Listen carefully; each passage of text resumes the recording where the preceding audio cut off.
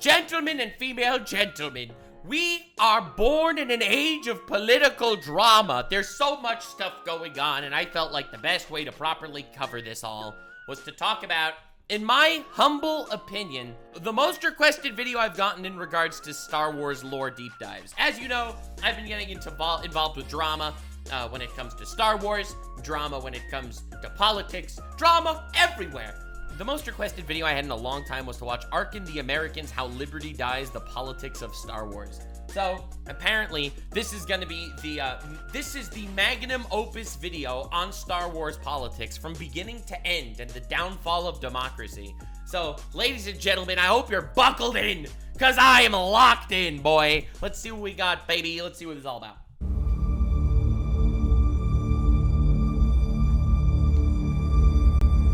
All right.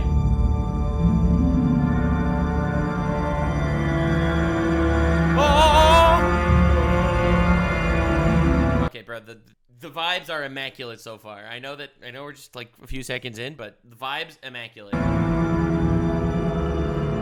When they were first released over 20 years ago, one of the main complaints fans had about the Star Wars prequels was their politics. The politics of the films, they said, bogged them down. Wait, that was one of the major complaints against the Star Wars prequels?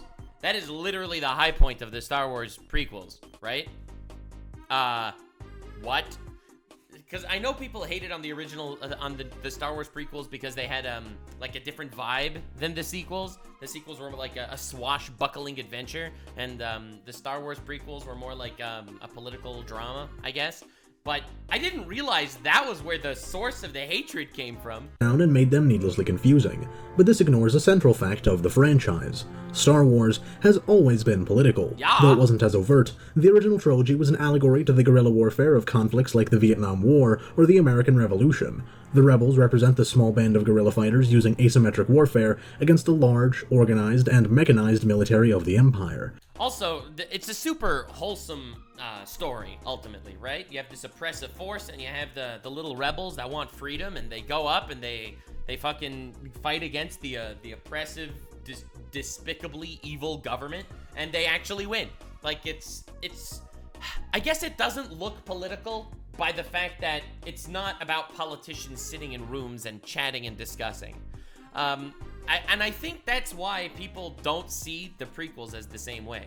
People will interpret this as a swashbuckling adventure in the original Star Wars just simply because it's not about politicians yapping. And the original, and the prequel trilogy are politicians yapping. Both are definitely equally political stories, except one takes the form of yapping, and the other one takes the form of the adventuring and the actual fighting.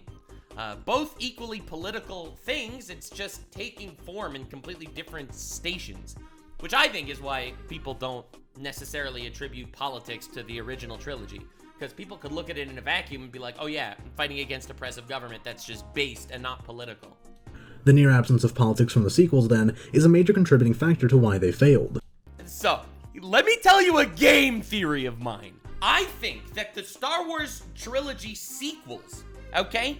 The sequels of the Disney sequels, the ones that don't exist in the Nuxanor Star Wars canon, those sequels, they were made to completely destroy what the original trilogy was about. I think that they saw that the prequels got hate, so therefore they decided they are going to become the anti-prequels. Like, they're not anti the original trilogy of Star Wars, they're anti the prequels of Star Wars, completely destroying any form of political pretext in order to create what they think is going back to the member berries of the original. That's what I think. And I just think they may have had the worst fucking call. They made the worst decision in the history of time. Because they're just like completely far gone at this point from anything that makes Star Wars. And that's why the new sequel trilogy is a nightmare. I remember! And they're like, oh yeah, an adventure about people and a big bad force and I remember. And that's really what I think they were trying to play into, instead of actually recognizing the fact that the prequels were unironically pretty freaking good for what they were. And running away from the politics of the original, of the prequels, is not how you can make Star Wars progress. But anyway, I digress. That's just my game theory. No matter how much you complain about it, diverse casting and dumb marketing slogans like the Force is female do not make the sequels political. And it doesn't make Disney SJW propaganda. Well, it doesn't make the sequels political. These are kind of the politics around what made the sequels the sequels. The sequels are not political because there's zero interesting politics or ideological viewpoints to be had in any of them. They are a complete waste of space. Without a political undertone, they lack direction. Star Wars was not originally intended to be a trilogy, but George Lucas had a vision surpassing the scope of just the one movie. Why did you start in the middle of the Star Wars story and then go back to the beginning?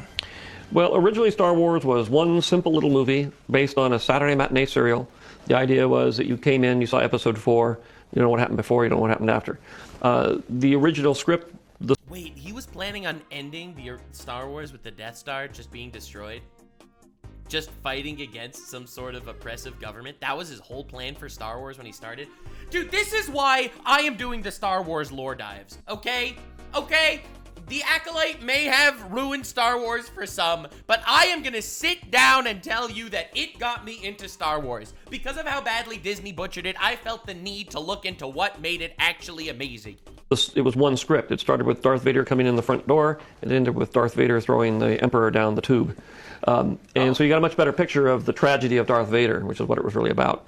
When I started writing, it got too big. I didn't have the money. Dude, I fucking love how, ultimately, when it comes to Star Wars, the prequels and the, the original trilogy, it was all about the tragedy of Darth Vader. It starts off, the first movie, the prequels, Anakin as a kid, right?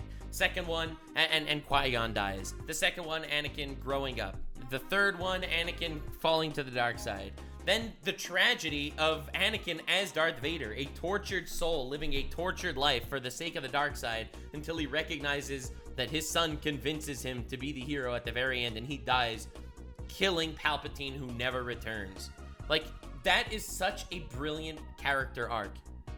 Darth Vader was the main character of Star Wars, ultimately. He was the chosen one, and it was beautiful. I would never get a studio to do it, so I just took the first third and decided I'd make that into a movie, and I would come back to the other two parts later, which is why I ended up with the sequel rights, because I was determined to see to it that all got finished, that movie that I started with. A New Hope was created in many ways as a self-contained story, but Lucas's vision, combined with the great success of the first film, prompted him to create The Empire Strikes Back and Return of the Jedi. This would turn Star Wars from a standalone film into the franchise we all know today. I wish it would have ended before Disney took it. I can't believe it. The various elements introduced over the course of the original trilogy set up a universe that served as a perfect vessel to explore certain questions which no other film or show would dare touch. How does a democracy become a dictatorship? It's a great question, and it's something that you also don't see at all. Like, the brilliance of the Star Wars prequels is because it's really there to answer one question, okay? It's really easy for a fantasy writer or a sci-fi writer to throw you into a world with an oppressive evil government, and you have the little guys that are trying to fight back, and the hero of the story ends up managing to do something and take down the overbearing force. It's beautiful, it's powerful, it's a wonderful message, it's relatable, it's inspirational, right? All that, absolutely awesome. The question is, though, how does a world actually fall into the position that the main character is in the very first episode? How does a world devolve to the point that it is a dictatorship in some sort of crazy sci-fi future? Well, maybe it's with force, but maybe it's not. Maybe liberty dies with thunderous applause. How does a republic fall? How does liberty die? The death of liberty, baby! Oh my god, I'm so excited to do this. I love the politics in Star Wars. I'm so happy we're getting a full lore dive into the Star Wars politics.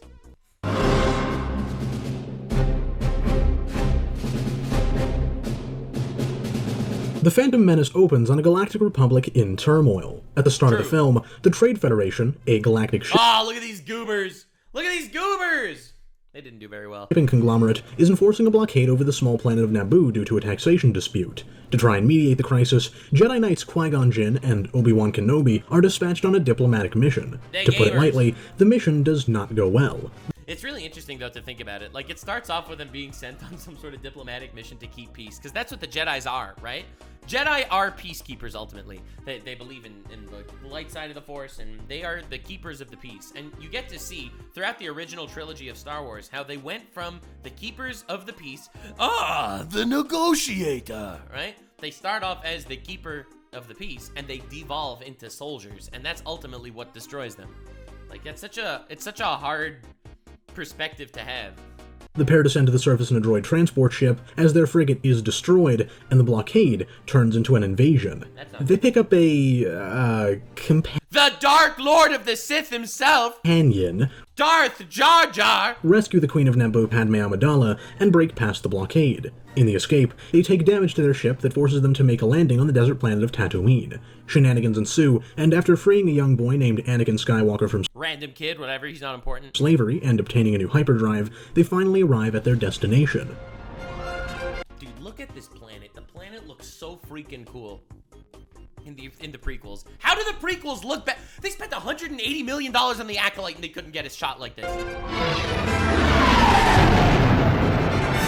One giant city. How cool is that? Coruscant, the entire planet is one big city. There's Chancellor Valorum's shuttle. And look over there. Senator Palpatine is waiting for us. There he is! The GOAT! Dude, this man is literally the most underrated villain in the history of media. Every time I see people talk about the greatest villains in media, you see some characters that do not deserve to be there. Anyone that says Voldemort is one of the best villains in media, y'all gotta get off the crack, okay? Get the frick out of here. This man underrated. When people talk about great villains in like even in Star Wars, they're like, oh, Darth Vader. And Darth Vader's great. I think he's a great hero. He's a great main character. But this man is peak villainy. All villains in fiction should aspire to be like this man. Enter Sheev Palpatine. Right now, he's merely a humble senator from Naboo, but in time, he will take his place as the most powerful man in the galaxy, and the greatest villain in movie history. Yes! Preach, King! Oh my god! I feel like people just don't get this point. Like, anyone that doesn't think that this man is actually the best villain in movie history is smoking something crazy, and please give me some of that now! This character is insidious. As he talks to Queen Amidala, he turns her against the incumbent Supreme Chancellor of the Republic, Finis Valorum, claiming that he has no real power, that bureaucrats control everything, and that new leadership is needed. He's such a manipulative shit. I totally forgot about that scene. The thing is, Palpatine isn't entirely wrong, though his manipulation of Padme... You know why Palpatine is such a good villain? Because he manages to take over the world and turn it into an oppressive dictatorship. But everything he says is right.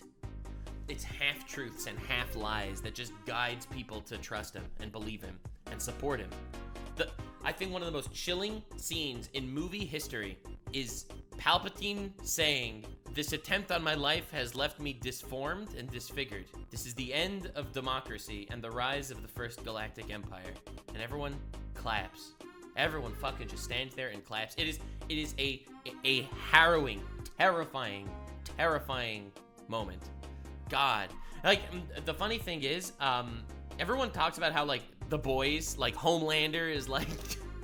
Dude, Homelander, you could sit down. You could kneel in front of Sidious's cock right now, my homie. Maybe a blatant grab for power, he makes... Don't get me wrong, Homelander's one of my favorite villains of all time, but not for political purposes. ...certain very valid points about the bureaucracy of the Republic. There is no civility, only politics. And he's spinning! He's, no civility! Only politics! It's awful! These people, they only care about politics! And yes, he's so right, but he's gonna manipulate this for the most political reasons ever. The Republic is not what it once was. The Senate is full of greedy, squabbling delegates. He's right! There is no interest in the common good. In the Senate chamber. He's so right! And the funny thing is, like, if you look at politics today, like, the reason why this really has been hitting me lately, I watched Star Wars when I was a kid, right? The first movie I ever watched in the theaters, I was like 4 years old, was this movie, the first prequel Star Wars movie. This is the first movie I ever watched in theaters. I went with my dad. It was a super wholesome moment. I actually remember it. I don't know if I remember it or if I just remember that I remember it, or if I just remember, like, thinking about it or something, but I remember it, and I remember it being, like, insanely hype. I didn't watch this movie as an adult, and now getting back into Star Wars lore, I recognize how insane this whole thing is. Like, you look at politics today, people yelling at each other on Piers Morgan Uncensored podcast, okay? People just yelling at each other and screaming at each other, talking about the people this and the people that, and they don't care about the people. No politicians care about the people. They care about saying things that'll make the people vote for them and give them power. God. Chamber, we see the truth of his claims. The Trade Federation, a corporation, somehow has political representation. Why does a corporation have political representation? That is so cringe. Imagine Amazon or Elon Musk actually having political power. That would be ridiculous, right? And in response to a cry for help from a people under military occupation, senators proposed that a committee be formed to investigate the Queen's claims rather than suggesting any actual action. Enraged, the Queen motions for a vote of no confidence in the Chancellor. The vote passes, and 3 candidates, including Palpatine, are nominated. Dude, look at this. Look at this. She is the one that did the vote of no confidence in the Chancellor. The vote passed. She is the one that got the Chancellor removed from power. It wasn't even Palpatine that dirtied his hands. He did not even get his hands dirty. It makes him look like he is not there for power. If he would have been there for power, he would have invoked the vote of no confidence. But no, he's there for the people. Obviously, he's not, but oh no, he's there for the people. And this is every politician. Politicians are not there for the people. Politicians are there to get more power. Anyone for the people would not become politicians. It's crazy. It's crazy when you think about it. And 3 candidates, including Palpatine, are nominated to succeed Valorum as the Supreme Chancellor. And he's nominated. He doesn't even put his own name in the ring. He's like, oh, I don't want this position. But the Queen decides she has no time to wait for the Senate to finally do something. She chooses to return to Naboo with her Jedi protectors. She, like so many others, has lost faith in the Republic. It is clear to me now that the Republic no longer functions. I pray you will bring sanity and compassion back to the Senate.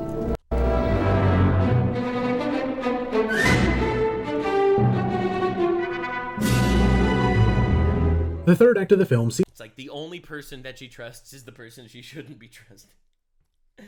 Oh my god, it's crazy. These are heroes returning to Naboo. The Trade Federation is engaged in battle on 3 fronts, as the 2 Jedi fight the enigmatic Sith apprentice Darth Maul. Yeah. Displaying his skill as a pilot and his strength in the Force, Anakin manages to destroy the Federation control ship, thus deactivating the droid army on the planet below. As this happens, Qui-Gon is killed by Darth Maul. No! Now, there's this famous quote that always gets mentioned about how, the only Jedi that Darth Sidious feared was Qui-Gon. And people have been tackling that for so long. Like, why would he be scared of Qui-Gon? Alright, Qui-Gon is not even as strong as Obi-Wan. He's not as strong as Yoda. He's not as strong as Mace Windu. Like, why would he be the one that Palpatine fears? And ultimately, it's because he is the father figure to Anakin, right? And the only thing that would prevent Palpatine from taking over as Anakin's father figure would be Anakin's current father figure. I don't even think it's because he's super smart and just not a dumbass. I think it's because he is the only thing that stands between Anakin and the dark side. Because ultimately, everyone needs a father figure. Everyone needs someone to look up to. Except for me. That's why I'm crazy. And Maul is in turn killed by Obi-Wan, or at least so we are led to believe. Yeah, he's dead. He never comes back. He never comes dead. My favorite thing about Star Wars is when the characters get killed and they stay dead. Palpatine, newly anointed as the Supreme Chancellor, like Palpatine, for example. When he dies, he never comes back. Arrives on the planet. The Jedi Council agrees to train Anakin as a Jedi under Obi-Wan, the planet rejoices at their victory, and the film comes to an end. Episode Very wholesome, right? Very wholesome. 1 is the least monumental of the prequels in terms of the underlying political story, but it serves to establish the decay of the Galactic Republic. On Tatooine, we are shown the utter neglect of the Outer Rim. Yeah, it's almost like the politicians don't care about the people. It's like, oh, the Outer Rim, they have very few electoral votes. We don't give a shit about them. Like, you see it. You see it. God. Oh my god, these people. I mean, not that politicians are people, but if they were, God. The Republic may talk a big game about freedom, but on Tatooine and worlds like it, it means absolutely nothing. Yes, sir. Yes, sir. Everyone talks a big game about this, about that. But if it doesn't threaten their political power, they don't give a shit. These people are not there for people. I can't believe there's still slavery in the galaxy. The Republic's anti-slavery laws are... The Republic doesn't exist out here. We must survive on our own. Crazy, right? Wait a second, it's almost like they don't stand for anti-slavery as some sort of moral statute. They stand for anti-slavery because that's what the people want to hear, for the people to have faith in them and give them power. Excuse me. Padme serves as our POV character for most of the prequel's politics, and as she comes to understand the harsh reality of the Republic, so too do we. On Coruscant, we are given a metaphor for the entirety of the Republic. Its shining exterior hides the rot endemic within it and the Jedi Order. This is later allegoried by the God, it's crazy to see the Jedi Order as like a literal ivory tower. Sprawling criminal underworld of the planet. God, I love this scene. I love this scene without even thinking about this from a political perspective, but he's so right. Right, Coruscant looks like the absolute pinnacle of progress. The entire planet is one city. It is one massive government that has everything under control and everything is beautiful. You look at this scene. This glorious, sprawling city, ships in the sky, buildings below. It's beautiful. It's perfect. It is democracy. And the Jedi Order. This is later allegoried. Like, look at these towers. They're gorgeous, each governed by these bodies of peace. This is an entire city at peace, and it's beautiful on the outside. By the sprawling criminal. And then you look here, and it's like, yes, you have this massive criminal underground. I didn't even consider this from a political perspective. But like, America's beautiful, right? Isn't America beautiful? Yeah, America's beautiful on the outside. Yeah, there's some shit that goes on the inside, whatever. We don't talk about that. America, best country in the world. Little underworld of the planet, layer upon layer of the worst kind of scum and villainy. The Phantom Menace, while perhaps lacking in political drama on its own, shows us how far the Republic has already fallen, and sets up all that is to come. Fast-forwarding by 10 years, the Attack of the Clones opens on a Republic engulfed in a full-blown crisis. For the past 2 years, planets in the Outer Rim region have been seceding from the Republic, and have consolidated into the Confederacy of Independent Systems. Which makes sense, right? Why would you be under the thumb of the Republic, not to have your own freedom, if ultimately they don't care about you, right? There is no Republic in the Outer Rim. There's still slavery on Tatooine. So why would they remain as part of the Republic? To have some sort of overlord that collects taxes and gives them orders and shit, if they don't even care about them enough to enforce their own anti-slavery policies. Makes sense. If you don't care about these people, they're not going to care about you either. Led by a fallen Jedi named Count Dooku. In the halls of the Republic's government, a debate is held over the creation of a grand army to quell the Separatist threat. Chief among the opposition to this bill is Padme, now a senator for Naboo. To some, in both the Republic and the nascent Confederacy, this was unacceptable, and it's honestly kind of wild to think about it, because I remember watching this as a kid, and when Padme said, I'm against the giant great army, I thought that was so cringe. I was like, yo, make the great army. There's gonna be a war. Of course you need a great army. God, like, I was such a naive little shit, you know that? Not saying she's wrong, there is a need for an army, but like at the same time, having a massive army that's solely governed by one force, oh my God, this is like literally the brainwashed slave army of Order 66. Like, obviously I didn't look at it from that perspective. It's like, wait a second, they're getting stronger and they're leaving the government. Of course you're gonna need some sort of army to make sure nothing happens. Let's escalate on our side so that when they escalate on their side, we'll be able to escalate more on our side. Both us and the Russians should definitely be making as many nuclear weapons as we can. This can't go wrong. And much of the first act of the film focuses on repeated attempts to assassinate her. Eventually, she is convinced to leave Coruscant for her own safety with Anakin, now a Padawan learner, as her bodyguard. In the meantime, Obi-Wan attempts to track down the bounty hunter who's been attempting to kill Padme. He begins to follow the trail of a poisoned dart, and the clues eventually lead him to a planet beyond the reaches of the known galaxy called Camino. That's probably a total coincidence, honestly. It's totally a coincidence that he was led to this planet, right? That the assassin that attacked Padme happened to have a dart that he was able to have, and perhaps the archives are incomplete and they'll have a whole army ready for them. It's probably a coincidence. It is here that Obi-Wan discovers the Clone Army. It's totally not something put there literally by Palpatine in order for the Jedi to use them and give him supreme power. Holy shit, this man is like literally five-head. How do people not respect this man as the GOAT of cinema? He is the greatest movie villain of all time, and not in the original trilogy. In the prequels. The prequel trilogy created the greatest movie villain of all time. God, sit on a dick, Thanos.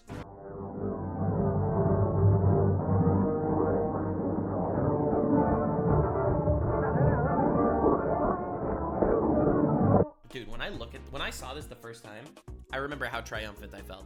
You know that? When I look at this scene, I felt so triumphant as a kid. Like, holy shit, the Jedi are getting an army. It's gonna be epic. And now when I look at this scene, I am just in absolute terror. These are the tools of the destruction of democracy.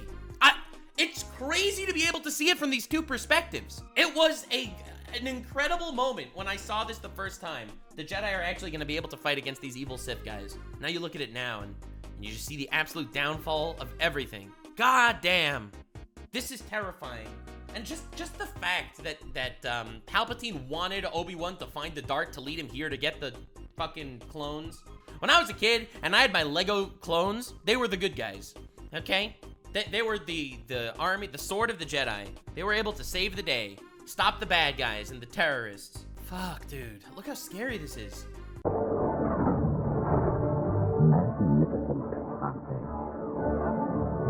He also discovers the original donor for the clones, a bounty hunter named Jango Fett. The Kaminoans arrange for the two to meet, and during this meeting, it very quickly becomes clear that he is the bounty hunter who's been trying to kill Padme.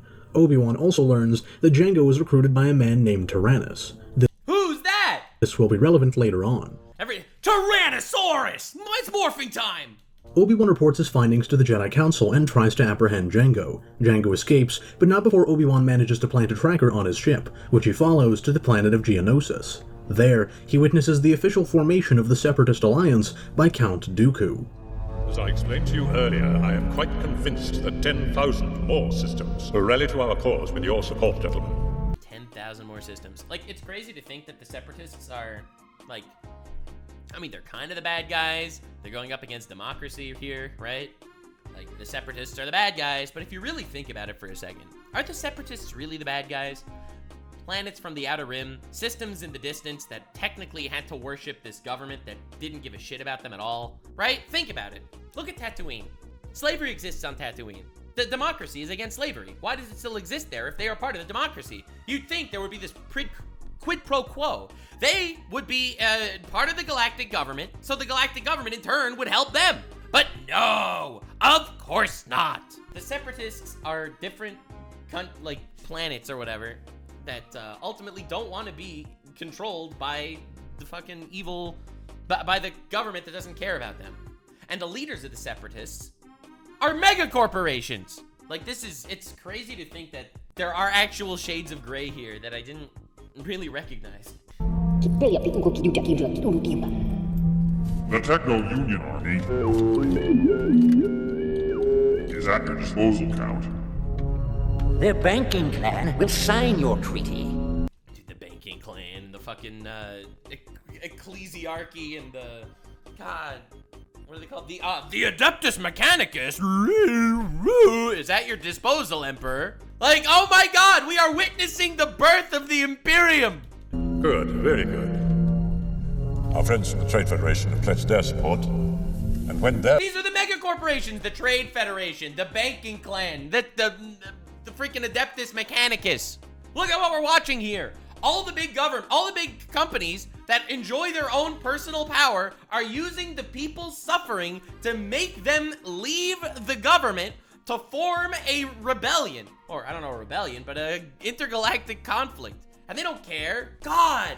But they don't want to pay taxes to this government, so they activate these people on their countries. Stop saying the Jew clan, okay? The banking clan are not the fucking Jew clan, all right? Dude, don't do my people this way, okay, chat? God, I know we're on kick, but God! If battle droids are combined with yours, we shall have an army greater than any in the galaxy. The Jedi will be overwhelmed. The Republic will agree to any demands we make. He reports this to the Jedi Council and Palpatine's Loyalist Committee, after which he is attacked and taken captive. Anakin and Padme head to Geonosis to try and rescue him, while on Coruscant, Palpatine uses the crisis to his advantage. His advisor suggests that Palpatine needs to be granted emergency powers to approve the creation of an army. Yeah, look at the great threat that's coming their way. It kinda started because they were assholes, and it's also kinda starting because the mega corporations on the Separatist side are assholes. Assholes keep colliding, and this is gonna be a war. We need someone to have some sort of martial law emergency power, despot style. We need someone to have some sort of ability to push a big red button and all the clones will go in one direction. Palpatine feigns doubt, asking what senator would be courageous enough to suggest such a thing. Who could possibly take that position of extreme power? Someone needs it, obviously, but who could do it? Answering his question, in steps Representative Jar Jar Binks, proposing to the Senate to give Palpatine the emergency Goddamn, Darth Jar Jar just giving the power to the fucking Chancellor. powers, and he's met with overwhelming approval. Yeah, everyone liked him. He was the guy that didn't want the last guy to step down, wink wink. Someone needs to have some sort of power. Someone needs to have some sort of democratic immunity.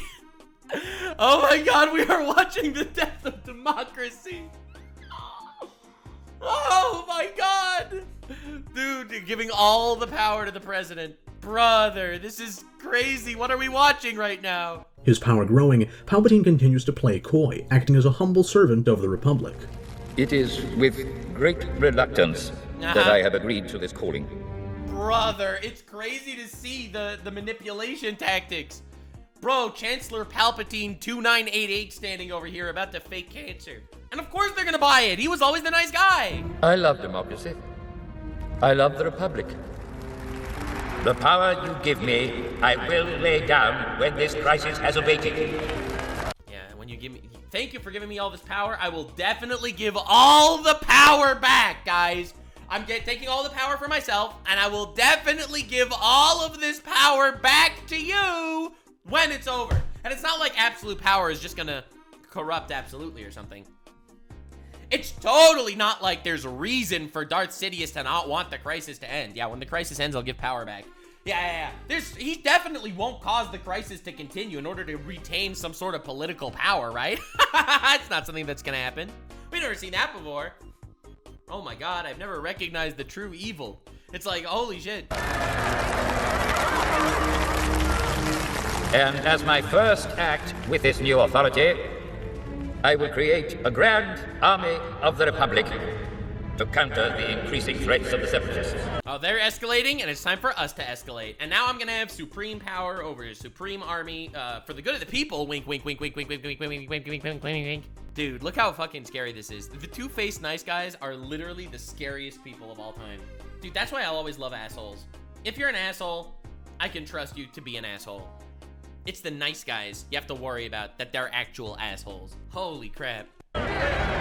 It is done then. Dude, look at it just falling out of their reach. Look at these Jedi. Like, their power is literally slipping out of their reach right in front of them, and they can't do anything about it. Meanwhile, on Geonosis, the cryptic Count Dooku talks to the captive Obi-Wan, and in this conversation, we get a clear view on who Count Dooku is, a political idealist who saw through the corruption of the Senate. Long before the Confederacy, he attempted to bring reform to the institutions of the Republic, only to be pushed away. In the prequel films, Dude, I have to do a Count Dooku lore dive. I'm telling you, Count Dooku seems like the idealist. The guy that's like, the government's not working. I have to support the other side now. For the sake of the people. we are only ever shown Count Dooku as a Sith, but in truth, he never gave himself fully to the dark side. Oh, really? His goal was always to fix what was broken. Darth Tyrannus lore! He has a very powerful face, doesn't he?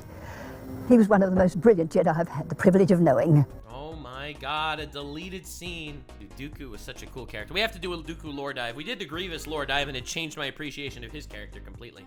I never understood why he quit. Well, one might say he was always a bit out of step with the decisions of the Council. Much like your old master, Qui-Gon Jinn. Dude, that's why Count Dooku never had Sith eyes. He never had those crazy yellow eyes, like all the other Sith. Oh my glob. Really? Oh yes, they were very individual thinkers. Idealists. In the end, I think he left because he lost faith in the Republic.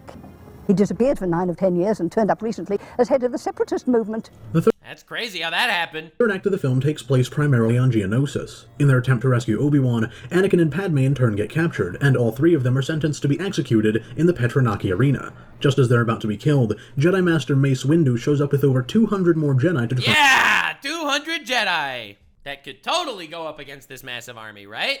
And rescue them. The Jedi engage in battle with the newly formed Separatist droid army, and though they fight valiantly, they're massacred almost to a man. It's crazy to think. They would have all been wiped out if not for the clones. That's crazy. With only 30 knights remaining, Dooku offers them 30?! They went from 200 to 30?! Oh my god! To surrender. The Jedi refuse, and as the rest of them are about to be slaughtered, the clone army arrives. See, but the thing is, the reason why it's so terrifying to see what Palpatine was actually planning this whole time is because Palpatine didn't want the Jedi to get wiped out here. if the main Jedi fighting force would get wiped out right here, he would not have control over everything. The war would just be over. He needed this war to continue, to put instability everywhere, and to give him complete power. He needed that before this war ends, for the democracy of the Republic to fall.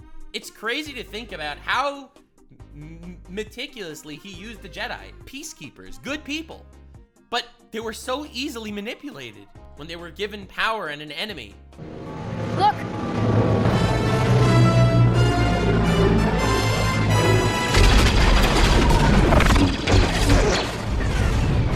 Around the survivors, a perimeter create! For the first time, we witnessed the clone army in action, and as the chaos... It's crazy. This was such a heroic moment. I remember as a kid, I saw this the first time. The clones saved the day. The Jedi can fight back. The good guys are gonna win. And now I look at this as the beginning of not just the end of the Jedi, but the beginning of the end of democracy. Chaos unfolds, Dooku attempts to escape the planet. He is confronted by Anakin and Obi-Wan, who duel him to little success, with Anakin losing an arm. In walks the Grand Master of the Jedi Order and Dooku's former Can you believe they teased him at the end of the Acolyte? God, it's such an embarrassment. Master Yoda. The two duel briefly before Dooku flees the planet. The battle comes to a close with a Republic victory, but the crisis has not ended. Nope. It's the beginning of war. I have to admit that without the clones, it would not have been a victory. Victory? Oh shit. Victory, you say? Master Obi-Wan. Oh god. Not victory. Oh god. The shroud of the dark side has fallen. Begun. The Clone War has. There's no such thing as victory in war. Victory? No, dude. Victory? Victory is just gonna start a whole new set of violence. Every single person just hates everyone else now. Palpatine oversees the clones loading onto their ships as Anakin and Padme, who've been in a love story that I've completely ignored so far, get married. And on that note, the film comes to an end. Episode Good choice skipping that love story. It was a little cringe. 2 marks the point of no return for the Republic. It may continue to exist in name, but at this point, Palpatine holds all the cards. The trap has been sprung, and there is no escaping the inevitable. It's over. It's literally over. The war continues, and if the Jedi fight for survival, they're just fighting and the war just continues and democracy falls. Like, they're actually just cooked. Close attention to the music here.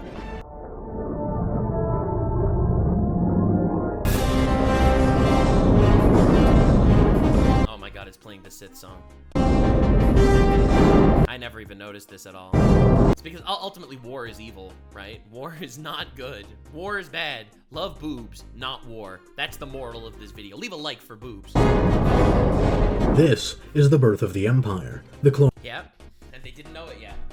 This is the birth of the Empire. They just didn't know it yet. It's the Imperial March song. Oh my god! Clone Wars have begun, and with them, Palpatine's already considerable power will only continue to grow, while the Jedi Order remains utterly blind to his machinations. The attack of the clones exemplifies the rise of an autocrat. With emergency powers and no more term limits, there is nothing stopping Palpatine. His plan in place, the fall of the Republic is no longer a matter of if, but when. But for that to happen, the Republic must... It's crazy to look at it from this perspective, but he's so right. ...fight in the Clone Wars. Alright, baby! The Clone Wars is... Oh, he does a whole segment on the Clone Wars, let's go! ...a show about many things. Brotherhood, found family, purpose, coming of age, the loss of innocence, and of course, war. However, a theme of the Clone Wars that people like to forget about is how war can degrade democratic values and institutions. The political episodes of the Clone Wars are some of the most overlooked and ignored in the entire show. I didn't even realize there were major political episodes of the Clone Wars. I thought the Clone Wars was all about the darkness of war and war. I didn't realize there were just whole-ass political episodes in the Clone Wars. Like, those are not the episodes anyone talks about. But they're also some of the most important. The story of the prequels is ultimately the story of how a republic falls. Therefore, it is of paramount importance to explore the steps that lead into authoritarianism. For about the first half of the show, the Clone Wars presents a very simplified view of the conflict. Yeah, Republic war versus Separatist. Yeah, blue lasers versus red lasers. That's what I thought it was about. Blue lasers and red lasers, baby. Oh, God. Clones versus droids. Jedi versus Sith. That's because this is precisely the polarized lens through which the vast majority of the galaxy viewed the war. Dude, that's the polarized lens of how America sees politics, right? Republican or Democrat, good guy or bad guy. Like, and it's everyone. It's everyone. Everyone's always playing for that one side or the other side. God, I'm shaking right now. I'm shaking. I don't want to live to see democracy fall, okay, guys? Please. At the outset of the Clone Wars, we are given just this understanding of it, as a simple conflict between two opposing sides. But what we come to see with time is that this romanticized view of the war is exactly what Palpatine needs to become an absolute dictator. Between all the gallantry of the clones and heroics of the Jedi, the first 3 seasons of the show plant seeds of doubt as to the narrative we're being presented with. Especially because you dehumanize people, right? If someone is shooting a red laser, they are a bad guy. If someone is shooting a blue laser, they are a good guy. Right? That's the Clone Wars. Everyone is dehumanized in the eyes of everyone else, and peace is an impossibility. It primarily does this through the eyes of non-aligned groups who bring conflicting perspectives that make us question the Republic and the Jedi. It's really interesting that it's the non-aligned groups that are going to do this, because the Jedi all see blue lasers good, red lasers bad, and the Separatists will all see red lasers good, blue lasers bad. And ultimately, the only perspective you could possibly have is from someone in some sort of neutral stance. Which, how could you have? The very first of these comes in the form of the 2-episode Lerman arc of Season 1. The arc begins with Anakin, his new Padawan Ahsoka, and Jedi Master Aayla Secura crashing on the remote, grassy world of Meriden. Anakin is badly injured, and in search of help, the Jedi and their clone companions find the village of the Lerman, a diminutive people who, despite their expectations, are none too pleased at the Jedi's arrival. Let's go, little monkey people, let's go! Violence breeds violence. Jedi are no peacekeepers. Oh shit, they cooked? They cooked! We're fighting for freedom. And freedom and peace require fear and death. We colonized this system to find solace from your wretched war. We came here to find peace. You must leave. You will only destroy what small amount of peace is left in the galaxy. You will only bring the destruction of us. I mean, the peacekeepers do keep the war going. Ultimately, though, you need peacekeepers. Because the people on the other side of the war are just gonna wipe you out, bro. They're gonna enslave you to their fucking mega corporations. So you need these guys, but ultimately, they keep the war going too. Despite their disagreements, the Lerman do agree to help the wounded Anakin, and they bring him into their village. But this tranquility was not to last. The Lerman's ideology is soon put to the test when a battalion of separatist droids lands on the planet to test a devastating new weapon. Facing extinction, the Oh fuck, that's crazy. That's crazy. Jedi try to convince the Lerman to fight back, but stalwart in his beliefs, their leader refuses. His people, on the other hand, are not willing to die to uphold his absolutist morals. I mean, he's right. Yeah, sometimes you have to fight. Sometimes you have to fight. And when you fight, you have to pick a side. And when you pick a side, you are not neutral. And when you're not neutral, the shroud of the dark side falls. God, it's almost like there's no winning. And aid the Jedi in defending the village. In the end, they are successful, but even so, the Lerman leader wonders as to the true price of sacrificing their beliefs. In the Lerman, we are given a perspective that fundamentally contradicts the heroic image of the Republic that has thus far been presented to us. They don't see the Republic and the Jedi as the near-universal good that they purport themselves to be, but instead, they are seen as being just as destructive and violent as the Separatists. I mean, maybe not for as bad of an ideological purpose, but ultimately, in execution, they are. Jedi protest that they're fighting for freedom, but to the Lerman, liberty is not worth the cost of armed struggle. In spite of the irrational extreme to which their pacifist philosophy is taken, we know that there is a grain of truth in what the Lerman leader said. Yeah, it's almost like, it's crazy. It's like they're arguing, is political violence ever justified? And the Lerman say no, obviously. The Jedi say this isn't political violence, that these people are not politicians, they are terrorists. And it's such a wild outlook on the world and on politics as a whole. There's no good answers here. Everyone thinks that the world is black and white and there's just right and wrong, are probably blind.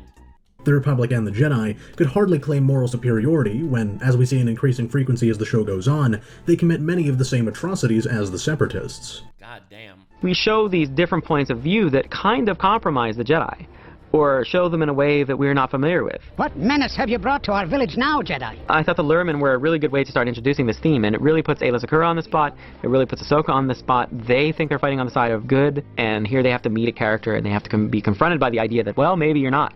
The extremist... It is wild to think about that, though, right? Like, ultimately, these are good people, right? They are not, per se, compromised on their morals and virtues. But look at the result of their fight. Pacifism of the Lurmen is contrasted later in the season during the Ryloth arc. The arc revolves around the Republic trying to take back the Separatist-occupied planet of Ryloth. In the final stages of the invasion, Jedi Master Mace Windu must ally with the Twi'lek freedom fighters of Cham Syndulla to take the heavily fortified planetary capital. The first 2 episodes of the arc center on the efforts of the Republic, but in the final episode, it refocuses on the freedom fighters, who've been fighting the Separatists since their initial invasion. This doesn't mean, however, that they're fans of the Republic, or that certain elements of the Republic are necessarily fans of the freedom fighters. You see, makes sense. Listen, they don't have to agree with everything. There's just a uniting enemy of some sort. Cham Syndulla was something of a radical reformer before the war, and much like the Lurmen, he saw through the propaganda of the Republic.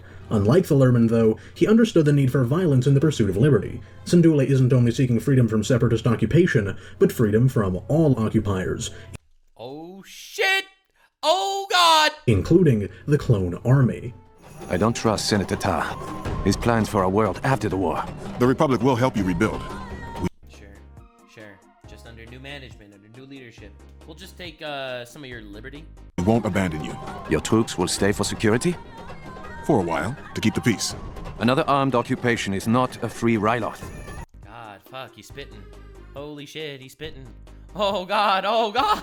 We're doing it for you! Against your will! How long before I am fighting you, Master Jedi? Despite their mutual Because ultimately, maybe they'll get corrupted at some point. I mean, listen, Mace Windu, you're a nice guy, don't get me wrong. Trust, the freedom fighters reluctantly agree to join with the Republic forces to defeat the Separatists, and against all odds, they manage to take the capital. The city celebrates, but we in the audience know that Syndulla's cryptic prediction will soon become reality. It's literally a Greek tragedy. Star Wars is an actual Greek tragedy. You know the tragedy is about to happen, and you're rooting for these characters, knowing that the end is coming. Aside from the freedom fighters, the arc also properly introduces us to the human cost of the war. Villages are emptied of their inhabitants, and the Separatists use the Twi'leks as human shields. Twice. Near the end of the siege, the droids launch a scorched earth firebombing campaign of the Twi'lek settlements before evacuating the planet. In the end, there is victory on Ryloth, but we are once again left to wonder, at what cost? This is a question that will continue to be posed for the rest of the Clone Wars. See, but the thing is, what could the Jedi have done? You're right, another armed occupation is just not a free Ryloth. You're right, you're spitting. But what's the alternative? The alternative is the Separatists wiping out Ryloth. It's not like there's a better solution, is there? Question mark? Dude, this is a really good take on politics in general. I love how there's, like, can we just appreciate that these people, there's no good guys? There's no, war is just bad, dude. God. One potential answer is provided in Season 2 during the Mandalore arc. Mandalore is introduced as a peaceful world with a violent past that chose to remain neutral in the war while still staying a part of the Republic. The peace, however, is threatened by a terrorist organization who want to return to the warrior ways of Mandalore's past, the Death Watch. Ooh. A bombing of the capital city of Oh, hey, I learned about these guys in the Clone War timeline deep dive I did. Dari prompts Obi-Wan Kenobi and the Duchess Satine to launch an investigation. An investigation that proves their worst fears, that the Death Watch are indeed a very real threat. This in turn prompts the Galactic Senate to act, and they vote to send a Republic military occupation to subdue the perceived threat. It's so funny how he plays both sides. The Sith hire the Death Watch, and the Sith send people to guard the city. Like, this is how you destabilize everything. Oh my god. This is a proxy war! Unbeknownst to the thousands of senators, this played right into Death Watch's hands. A Republic military presence would make the Mandalorian people see Death Watch not as conquerors, but as liberators. Dude, you're literally playing the propaganda on both sides. Disaster is averted by mere inches, as new evidence is brought to light that prevents the occupation at the last minute. Even so, Mandalore's troubles are far from over. Having won neutrality for her system, Satine unintentionally alienated Mandalore from the Republic, and thus closed off many trade routes vital for Mandalore's survival. With supplies in the system impossible to come by at a reasonable price or quantity, large swaths of the population are forced to turn to the black market. Greed has a nasty tendency to self-perpetuate, and the planet is quickly engulfed in a crisis of rampant bribery and corruption. Yep, you don't say. How do you survive in a world like this? You know, you fuck the economy.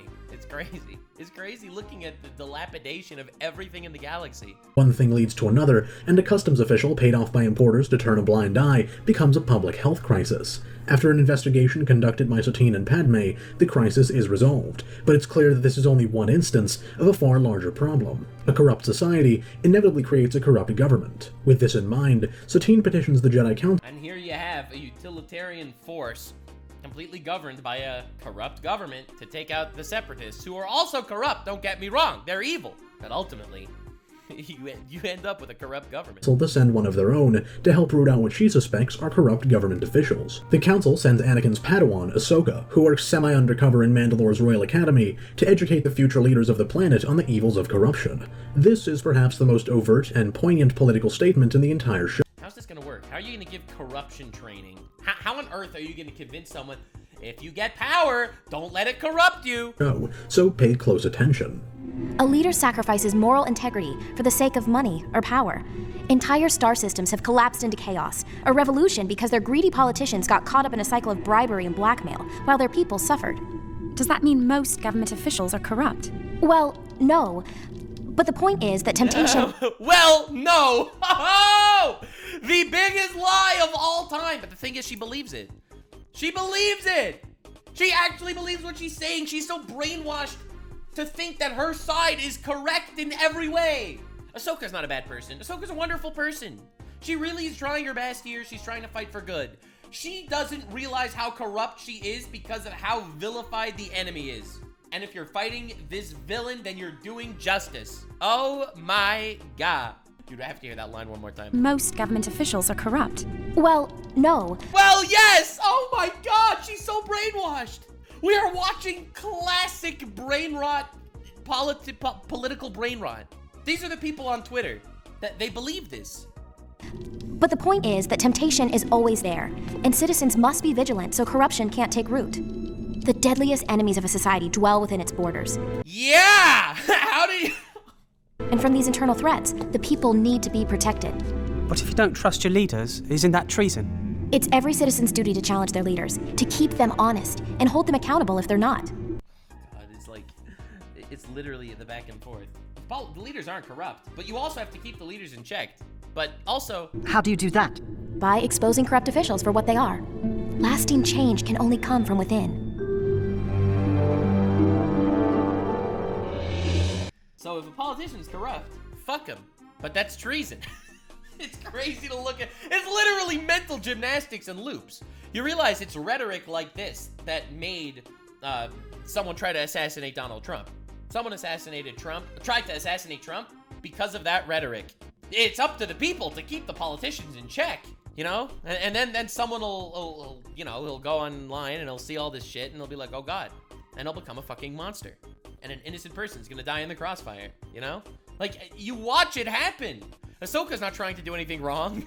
A few of the cadets of the Academy take Ahsoka's words a bit too literally and uncover a black market deal with a cloaked government official. It turns out that this official is in fact the Prime Minister, and just before he's able to take full control of Mandalore, Ahsoka and the cadets manage to arrest him. The crisis on Mandalore is resolved. For now. Throughout the Clone Wars, Mandalore's slow fall from grace into corruption and decadence mirrors the events taking place in the Republic. Corruption is a deadly poison to any democratic system, and once it has taken hold over a society, it is nearly impossible to purge. And it's like an actual cancer. It's a cancer that cannot be purged.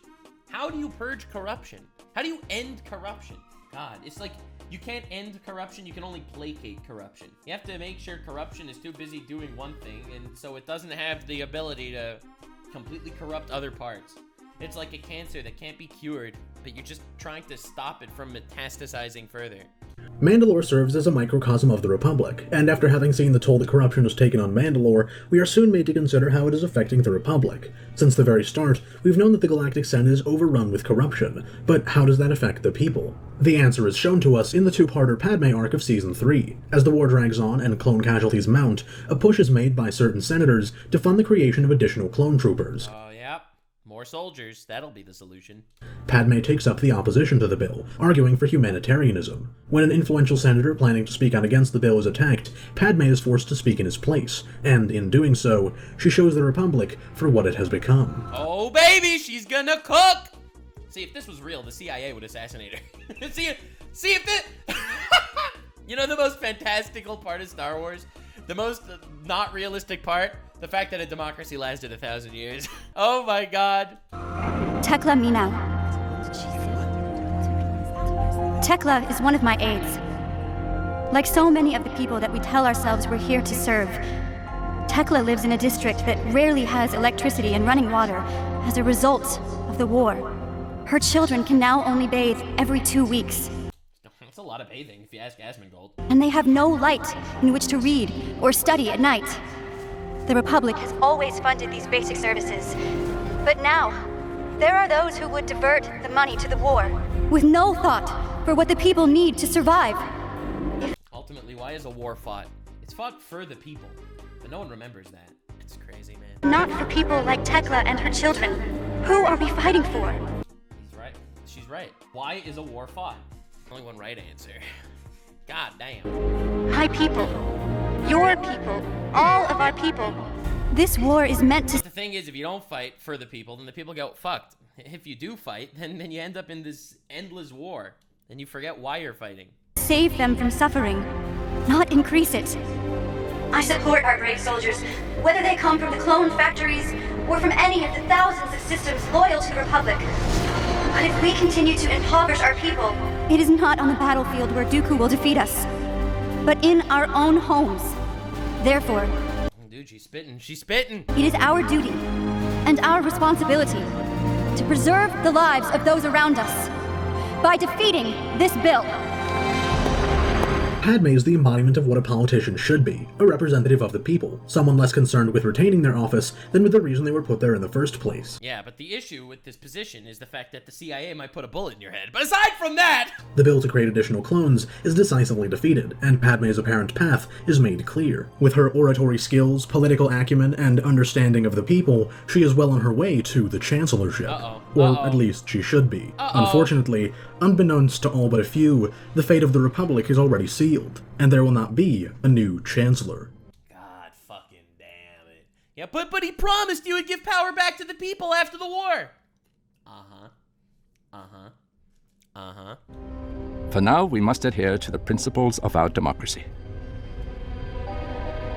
We must let the wheels of the Senate turn. Yeah, fuck, man, this is awful. This is crazy.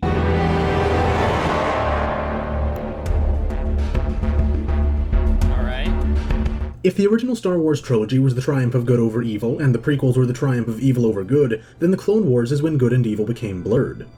That is such a good one sentence to sum up the major themes of the entire story. Wow. Season 3 episode The Citadel... It's of course the lines are blurred. It's war! It's literally war! War is bad! War never changes, bro. Introduces us to Captain Wilhuff Tarkin. War is bad. Love boobs instead. Leave a like for boobs. Tarkin, a military officer imprisoned alongside Jedi Knight. Democracy basically means government by the people, of the people, for the people. The people are retarded. I love that clip so much. Evan Peel by the Separatists. A strike team of clones led by Obi-Wan, Anakin, and Ahsoka break them out, and in their escape, Tarkin shows us a new side to the Republic. Counter to the wisdom and spirituality of the Jedi, or the brotherhood and courage of the clones, Tarkin embodies the cold, hard, unfeeling utilitarianism that is inherent to every dictatorship. Yeah, utilitarian, baby. In their escape, he is found admiring the design of the Citadel and lamenting that it doesn't belong to the Republic. Concerningly, Anakin agrees. Oh shit! Oh no, it's happening! In fact, they seem to agree on quite a few things. How much longer are we going to wander through this tunnel in the dark? Captain Tarkin, haven't you learned to trust me by now? You may have earned my trust, General Skywalker, but my faith in your comrade is still lacking. You lack faith in the Jedi. I find their tactics ineffective. The Jedi Code prevents them from going far enough to achieve victory. Oh my god, they have these things called morals! I would love to get rid of those morals for the sake of victory! Do whatever it takes to win. The very reason why peacekeepers should not be leading a war. Have I offended you? No. I've also found that we sometimes fall short of victory because of our methods. No! Geneva Convention? More like Geneva Suggestion? Well, I see we agree on something. When their escape attempt fails, the Republic sends a fleet to rescue them, and most of the group makes it out alive. On Coruscant, Tarkin parts with Anakin, singing his praises one last time. Though we know that Tarkin is playing an angle, he does make a point. The role of the Jedi as generals has fundamentally come into conflict with their role as peacekeepers, and that is... Yep, this is how peacekeepers became soldiers. Like, you watch that degradation of their morals and their people. a self-contradiction that cannot hold forever. The Zygerian slaver arc of Season 4 confronts Anakin and the viewer with another uncomfortable notion. The Jedi have thus far primarily been shown as heroic, valiant, a source of good in the galaxy. But that view is confronted by the Zygerian queen Mirage Sintel. Who? That crazy cat lady? Rather than seeing heroism in Anakin's commitment to the Jedi Order, she instead sees it as a form of slavery. At face value, the idea seems ludicrous. Yeah, it's crazy. What do you mean, slavery? No, but honestly... Okay, that's already saying that all authority is slavery, and that is a jump and a half. Oh my god. How could the Jedi, the guardians of peace and justice in the galaxy, be anything but heroes? And yet, think of all the times that the Jedi have forsaken their values for political convenience, shown apathy in place of compassion, handed down arbitrary decisions from a literal ivory tower. The ivory tower analogy is crazy. Perhaps being tied to such an order truly is a twisted, self-imposed kind of slavery. Okay, dude, that's such a terrible mindset. Obviously, authority is important. Obviously, you need laws. But it's like, aren't laws just slavery with extra steps? You want to cross the street on a red light, don't you? Oh, but you can't. Your mind is enslaved to the government. The New World Order. And it's like, wait, he's spinning right now. No, he is not spinning right now. You need some sort of mix between freedom and authority. Pure authority, you're right. That's awful. But no, dude, no! Things only deteriorate in Season 4's Obi-Wan undercover arc. Fearing a separatist plot to kidnap the Chancellor, the Jedi Council fakes Obi-Wan's death and disguises him as a bounty hunter to infiltrate the plot. Oh my god, that's Obi-Wan Kenobi. As this is all taking place, Anakin and Ahsoka are hot In the up. words of Askeladd, everyone is a slave to something, dude. Vinland Saga is literally a masterpiece, too. Like, honestly. On their trail. Anakin, believing that he had failed to save someone he cared about yet again, embraces his inner darkness more and more. Meanwhile, the Oblivious Council completely fails to address Anakin's anguish. When the plot is foiled and Anakin learns that he has been lied to, well, let's just say he doesn't take it particularly well. Understandably so! If I'd known what was going on, I could have helped you. Too bad the Council didn't trust me. Anakin, it was my decision to keep the truth from you. I knew Oh, you are my brother, Anakin. if you were convinced I was dead, Dooku would believe it as well. Your decision. Look, I know I did some questionable things, but I did what I had to do. I hope you can understand that. Fuck, dude. They sacrificed compassion. They sacrificed love. They sacrificed caring about the people for utilitarianism. Oh my god. You've lied to me. How many other lies have I been told by the Council? It's crazy to think, like, on a human perspective, that's how could you do this to him? On a utilitarian perspective, that's what needed to be done. But ultimately, what are the Jedi? What makes a Jedi a Jedi? It's not the utilitarian approach. The ends do not justify the means, according to the Jedi way, at least as far as I understand it. And how do you know that you even have the whole truth?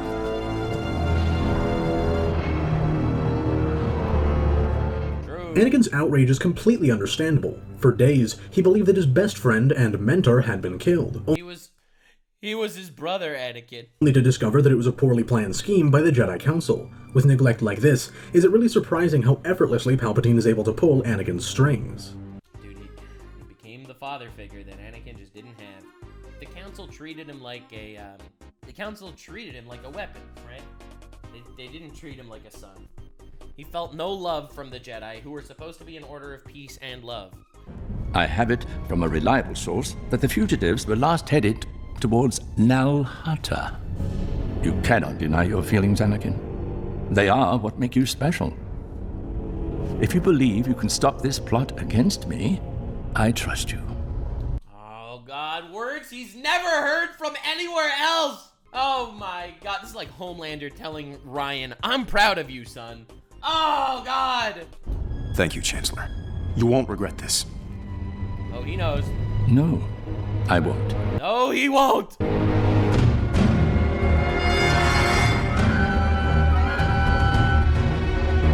The arrogance and hypocrisy of the Jedi is demonstrated to us one final time in the Ahsoka arc of Season 5. The arc begins with a bombing of the Jedi Temple, and as word leaks out that the bomber may have been a Jedi, protests erupt on the steps of the temple.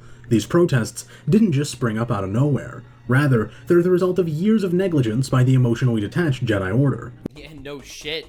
Obviously there's gonna be protests. These people are, for the sake of some war, in the stars. The very people of this planet are suffering. When Ahsoka goes to the Republic military prison to meet with the supposed culprit, the Doesn't Ahsoka end up getting framed for this? I remember this from the timeline video. propagandized image of the Republic is fully stripped away from us for the first time, and instead, we see what the Republic is rapidly turning into, a militarized police state. Fuck, dude. I said earlier this looks like martial law, and it literally is looking like martial law. Like, this looks like martial law. Listen, we have a war to fight, and therefore I have no time for your pathetic little protest. Fuck democracy. From the waving banners, to the imposing clone statues, to the military being used as a police force, this republic is beginning to look more and more like an empire. Dude, this is honestly such a fucking good video. I'm like actually shaking at the way he's literally breaking down the downfall of democracy. It's wild. When Ahsoka is framed for killing the bomber, she finds herself at the barrel end of this imperious force. Barely managing to escape, she sets out to prove her innocence. With the total disregard that the Jedi and Republic seem to have for their own people, the desolated, Blade Runner-esque appearance of the underworld comes as no surprise. Ahsoka is eventually captured and brought before the Jedi Council to make her case. But no matter what she says, their decision has already been made. It's pretty clear that the Council is far from certain of her guilt, but in a purely political move to try and appease the Senate, they deliver a guilty verdict all the same. Wow, dude! This is it! It's playing politics instead of playing justice. It's not about justice anymore. It's not about good and evil. It's about politics and appeasing politicians. This is what I mean. The Jedi way is that the ends do not justify the means. This is scary. Scary shit. Oh my god. For political purposes, they threw her under the bus? They were just gonna make her some sort of martyr? After a hearing that lasts less than 2 minutes, Ahsoka is expelled from the Jedi Order and turned over to the military courts to stand trial.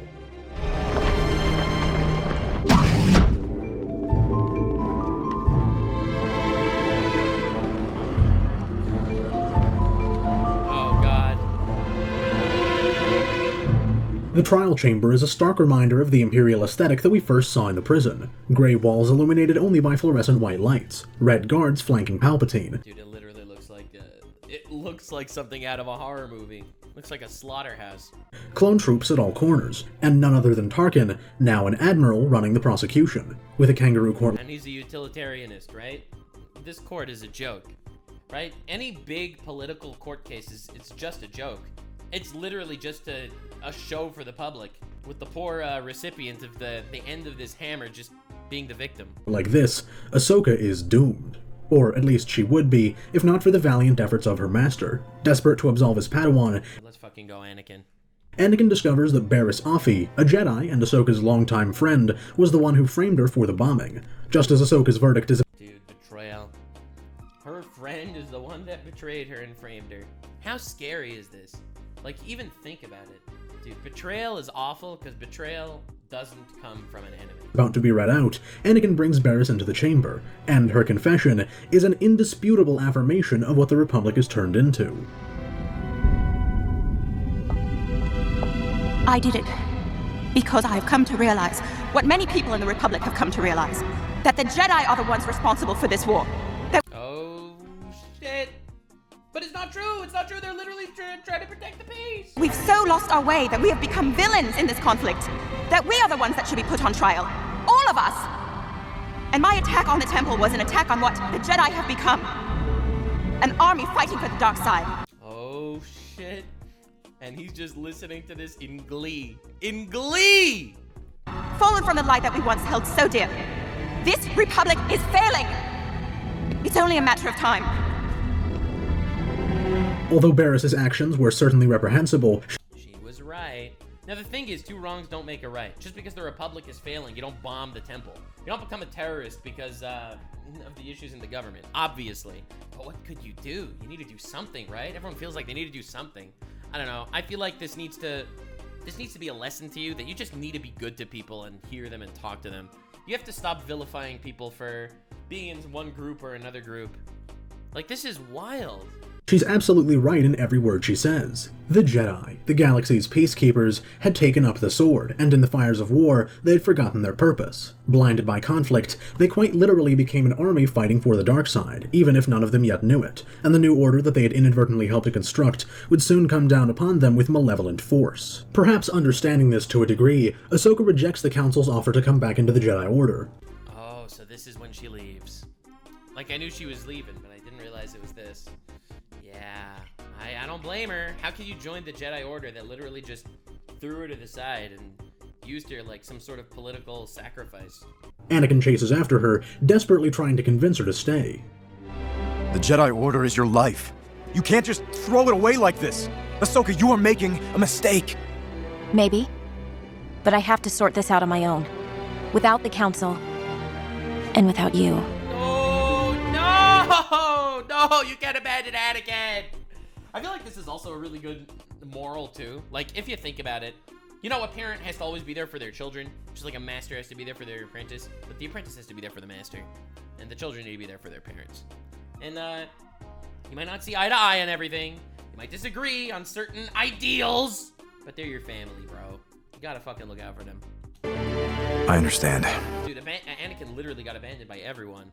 And it's because of the utilitarianism of the Jedi that caused all of it to happen. More than you realize, I understand wanting to walk away from the Order. I know. So why doesn't he? Oh god, oh no. This isn't really a conversation between Anakin and Ahsoka so much. This isn't a conversation between Anakin and himself. He's her master. He instilled her basic morals and values into her, right? As it is Anakin talking to himself. 100%. Man spitting. But unlike him, Ahsoka has the strength to do what he does not, to walk away from the Jedi Order. The Ahsoka arc is the perfect culmination of what the Clone Wars has shown us over and over again, the arrogant hypocrisy of the Jedi Council. I don't care what anyone else says, Mace Windu deserves what's coming to him. Your great trial, my ass. You're the one who should be put on a great trial, you pretentious bastard. Dude, I loved Mace Windu in the movies. I really did. As a kid, he was like one of my favorite characters for sure. Dude, when you see him for the vicious, utilitarianist, ruthless leader that he is, you start to question him a little bit. Bro got trial by Windu! No! He flew out the window! Stop, chat! Stop! Blinded by conflict, corrupted by politics, and soon enough, destroyed by their own ignorance. I mean, the irony of this is, the Jedi Orders, it's kind of like a religion, right? They believe in the Force and all that shit. So it's kind of religion-esque, and this is what happens when a religion becomes like some sort of, I don't want to say government, but when the religion's values are shrouded by power and by utilitarianism, it becomes a cult, right? This arc also serves to show us just how close the Republic already is to becoming the Empire. Everything is conducted through the military. Prisons, policing, courts, the entire government turned into an autocratic police state. We have the underlying symbolism of the big military institution which has grown up almost off-screen while we were rooting for it in the form of... Bro, when he puts it in words like that, what the Empire is now is what we supported. When we're watching the Clone Wars and we're rooting for the clones, and we're watching the Clone Wars and the Jedi are fighting and we want them to win, and we are literally rooting for what this has become. You, as a fan and supporter of Star Wars, are part of the problem and part of the downfall by blindly seeing the one side that the propaganda is showing you. And ultimately, that's what the prequels are. They are propaganda pieces, and you fall for it. I fall for it. As a kid, I fell for it hook, line, and sinker. Literally. You know, as a kid, watching Star Wars, I 100% blamed the downfall of democracy on Anakin not being able to, on Anakin letting his emotions get the best of him and wanting to join the dark side in order to save Padme. That was my interpretation. My naive, baby-brained interpretation of this was, well, Anakin's such a bitch, he shouldn't have stopped Mace Windu. Mace Windu would have killed the Chancellor, and the world would have been fine, everything would have been great, and the Sith would have been dead, and he stopped him because he was selfish and emotional. That was literally my perspective as a child. I was completely corrupted by the propaganda pieces of the Clone Wars. All the clone soldiers that we like so much, we see that they're really the weapon of power for a group of men who may not have the best intentions for the Republic in mind. You yourselves said that you're peacekeepers, not soldiers. Moving into the opening arc of Season 6, the final stages of Palpatine's plan are beginning to unfold. The arc opens on Anakin and his 501st Legion engaged in a never-ending battle over the planet of Ringo Vinda, one of many such drawn-out battles that would come to be known as the Outer Rim Sieges. In the course of the battle, a clone trooper by the name of Tup seems to snap somehow, and kills one of his Jedi generals. Yeah, I saw this when I did the Order 66 deep dive. I'm so happy I'm looking into the lore of fucking Star Wars. It's really a masterpiece. And yet knew it, but this was a premature execution of Clone Protocol 66, which identified all Jedi as traitors to the Republic and ordered their immediate execution. Most of you likely know where this is going, but because the characters in our story don't, we're about to discover it all over again from the most tragic angle possible. The clones. The clones.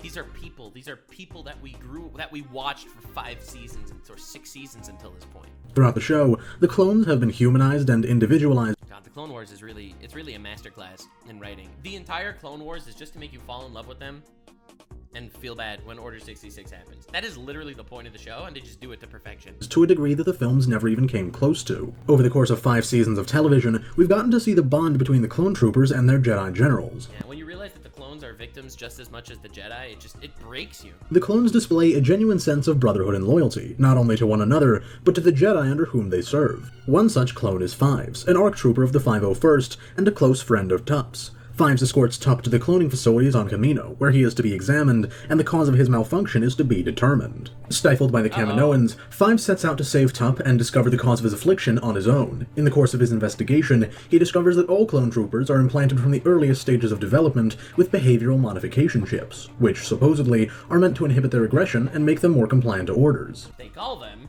inhibitor chips, actual mind control devices. And that is exactly what the government wants of you. It wants you to become a loyal, brainless soldier fighting for their cause. As Fives conducts his covert investigation, Kamino becomes completely recontextualized. For most of the show, Kamino has been looked upon somewhat warmly, as the only place that the clones could reasonably call home. But now...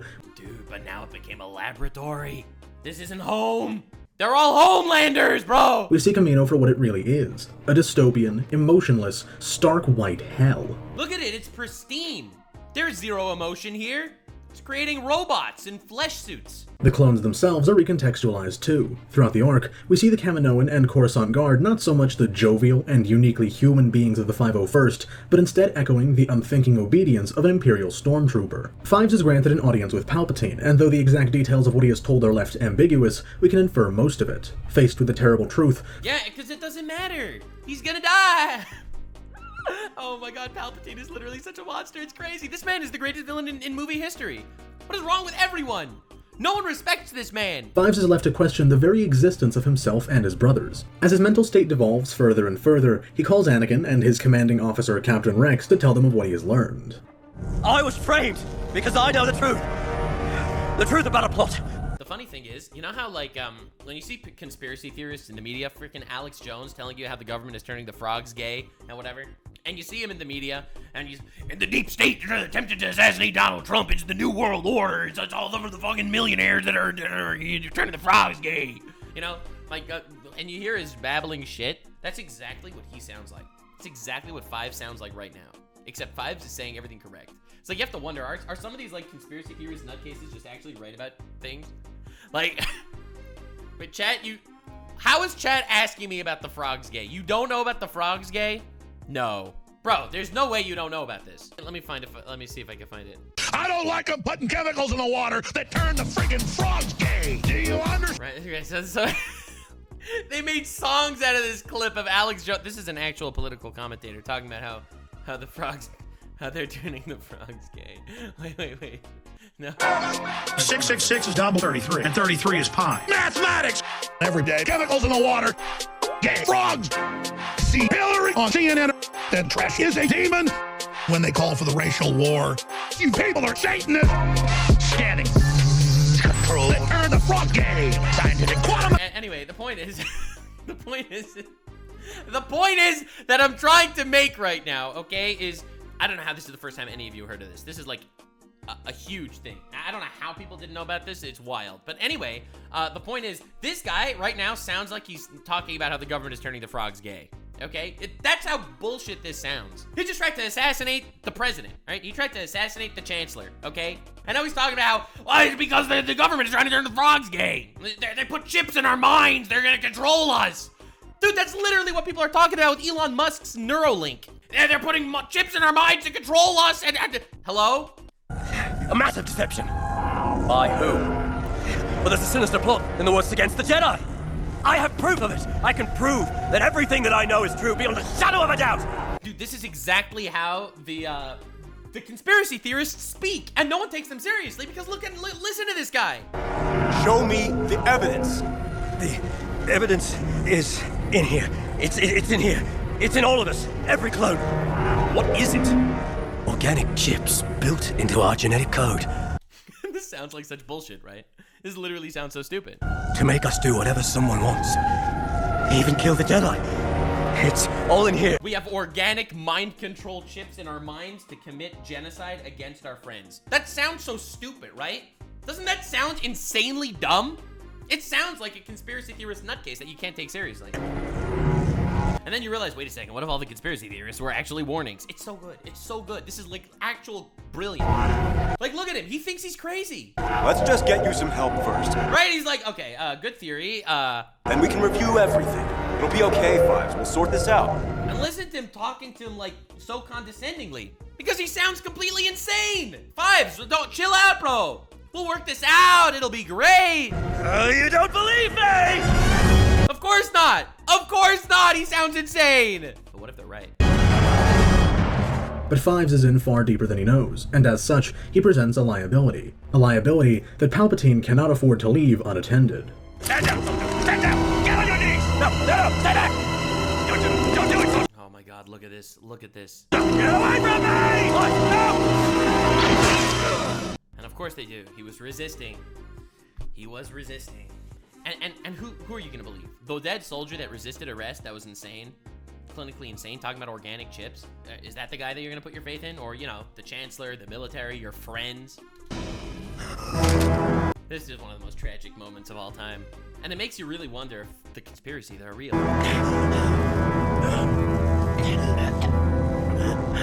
Fives was perhaps the last chance that the Jedi and the Republic had That might have been the saddest death scene I've seen in a long time. at its survival, a glitch in the system that orchestrated the war, which presented the unlikely opportunity at stopping all that was to come, and his death is made all the more tragic for it. It's bigger than any of us. Than anything I could have imagined. I never meant to. I only wanted to do my duty. Brother, Fives, stay with me, Fives. Oh my god, this is so sad. This is so sad! Fives, the mission. The nightmares.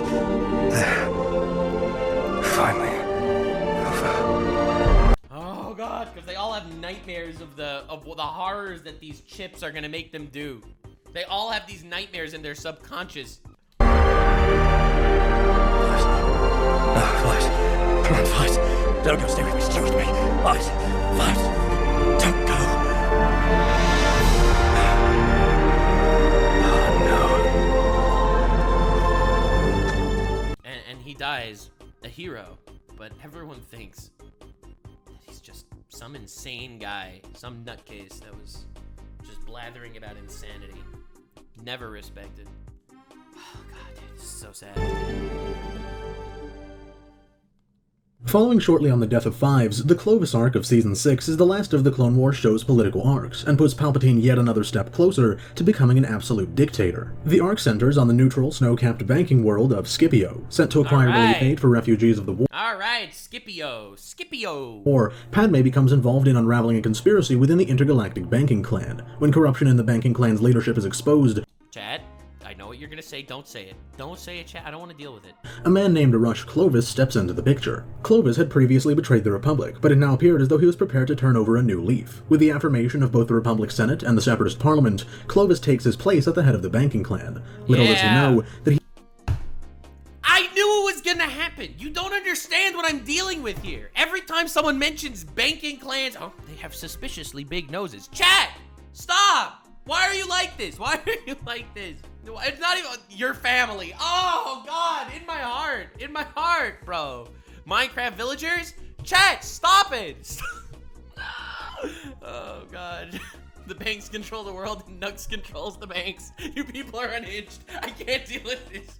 The Nux clan, go away. I can't. Stop. All right, it's over. I'm not reading chat. Chat, go away, chat. He is a pawn of Dooku and Palpatine. Employing blackmail, Dooku forces Clovis to raise the interest rate on the Republic, after which the Separatists invade Scipio. This, in turn, prompts the Republic to launch their own invasion to drive the Separatists out. In the end, Clovis is killed. The Republic controls Scipio. No shit.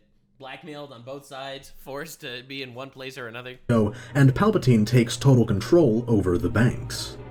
No! They found a way to put the banks in the hands of a dictator too. Oh, he has everything! He has everything! Oh my god, and they put them in, he doesn't even need to get his hands dirty, they just put it in his hands.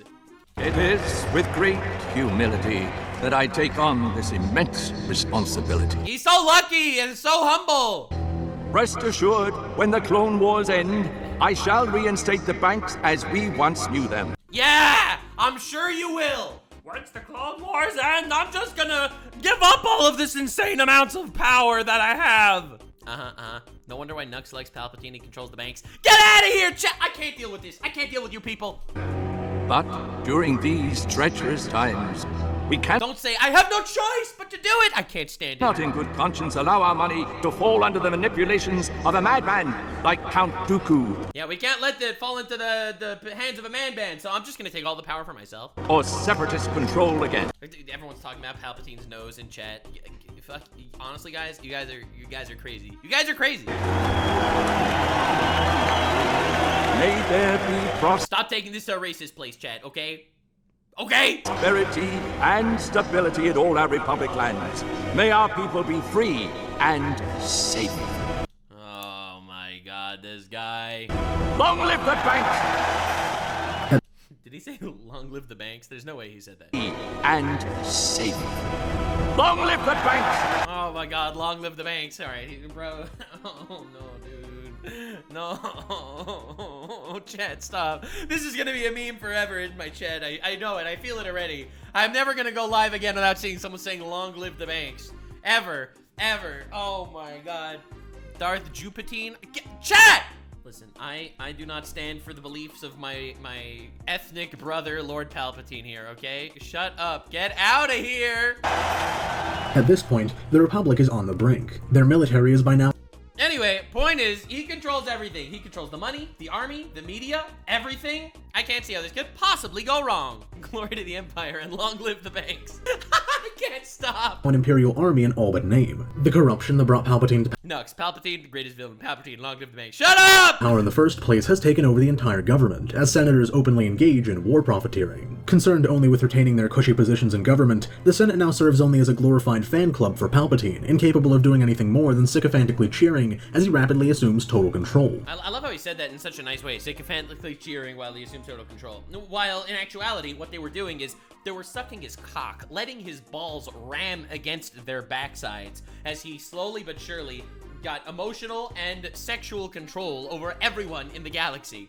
With people recognizing that he has the power, they did not decide to put themselves at risk to stop the power. They recognized the best way for them to have one tiny smidge of power was to give him the best blowjob he's ever received. Because ultimately, that's what politics is. It's about cock gobbling. No one wants to put themselves at risk. No one wants to put themselves in the fucking bullseye, as Biden says. Dude, this is just people that are out there to munch on each other's glob. By now, all of the pieces are in place for Palpatine's complete takeover of the Republic. But for one, the Jedi. Essential to Palpatine's plan is the downfall of the Jedi Order, as they remain the last group who could and would oppose any formal Imperial takeover, and as the war moves into its final stage, the Jedi just begin to uncover the truth. The Season 6 episode The Lost One traces the steps of long-dead Jedi Master Sifo Dyas, who ordered the creation of the Clone Army 10 years before the war. The creation of the clones and the timing of their creation was always a subject of suspicion, but was never given serious consideration until now. Yeah, because they needed the clones. They needed them for the war. Why worry about the ideology of the person that built the clones? A lengthy investigation leads Anakin and Obi-Wan to the Pike planet of Obadiah, where they encounter Dooku and discover that he is the man called Tyrannus, the very same man who enlisted Jango Fett to be the DNA donor for the clones. That's when they figure out that he's Tyrannus? No way. It was only then? Oh my god. After a duel against Anakin and Obi-Wan, Dooku manages to escape, and the pair of Jedi Knights report their findings to the Council. If this was known, public confidence in the war effort, the Jedi, and the Republic would vanish. But isn't your job to tell the people the truth? Your job isn't to blindly let them follow you. There would be mass chaos. Cover up this discovery. We must. It's like, it's far too late. It's far too late. Like, it's actually over. It's crazy to see this. No one, not even the Chancellor, may know. It's a conspiracy, guys. No one could know. valiant men the clones have proven to be. Saved my life and yours. They have many times. Believe in them. We must. Win the war swiftly. We must. You don't want to let the conspiracy theories out, because if you do, then all the nutcases are gonna think that something heinous is going on behind the scenes. You don't want the anything heinous to happen. You don't want people to believe in conspiracies. Let's just lead them like sheep. The blind leading the blind. Before our enemy's designs reach completion, whatever they may be. Are you sure we are taking the right path? The right path. No. The only path. Yes. That's a good fucking line. But what are you gonna do at this point? You just give up on the clones and the entire galaxy falls to the Separatists. You keep fighting with the clones, you get annihilated. You are too deep into this hole that you've dug for yourself. Designed by the Dark Lord of the Sith, this web is. For now, play his game. We must. At this point, the Jedi know that the clone army was created by Actual amazing line. I didn't realize that Clone Wars had dialogue this peak. Not gonna lie to you, I'm a little blindsided by how amazing the dialogue is in the Clone Wars. the Sith, and yet still, they don't take action. Rather than continuing to investigate, the Jedi Council instead moves to simply win the war, because in their 1,000 years of supremacy, the Jedi prepared to fight the Sith as they had done a millennium ago, on the field of battle in an intergalactic war. The clone. Oh my god, they're so blind. They're so blind. That's true. Their whole lives they've been training to fight Sith. The way they fought Sith 1,000 years ago in the days of Darth Bane. When they fought them in combat. Red lightsaber versus blue and green lightsaber. They didn't possibly imagine they would lose politically to the Sith. Clone War. However, while the Jedi grew stagnant, the Sith had evolved. Their takeover would not be through conquest, but Dude, we are literally watching people that are so entrenched in their own beliefs to such an incredible degree that they are not willing to change or grow or evolve or perceive anyone else that they grew. an overwhelming army, but instead, it would come from within. Yoda, the wisest and perhaps the wariest of them all, knows, at least to some extent, what is coming. The Jedi and the Republic are not taking the right path, and they no longer can. Instead, they're taking the only path left to them. The path to annihilation. The Clone Wars have all but destroyed the Republic and the Jedi Order. The Jedi became too involved in the politics of the Senate, and soon enough, politics was going to become involved in them. That is such a good line. When you become too involved in politics, politics gets too involved in you. Doesn't matter if you go into it for virtuous purposes. It will eventually consume and control and destroy you. There is no two ways about it. You walk into the ring and you are going to get bloodied up. War, the Senate was corrupt and the Jedi were stagnating, but the war turned the Senate into a body of powerless sycophants and turned Jedi peacekeepers into warriors. As public opinion turned against both and their attention focused on defeating the Separatists, Palpatine, left unnoticed and unchecked, accrued more and more power for himself until he became a dictator in all but name. All that remained for him to do now was to perform the masterstroke of his plan. But first, there was to be one last hurrah for the Republic. Wasn't a last hurrah for the Republic?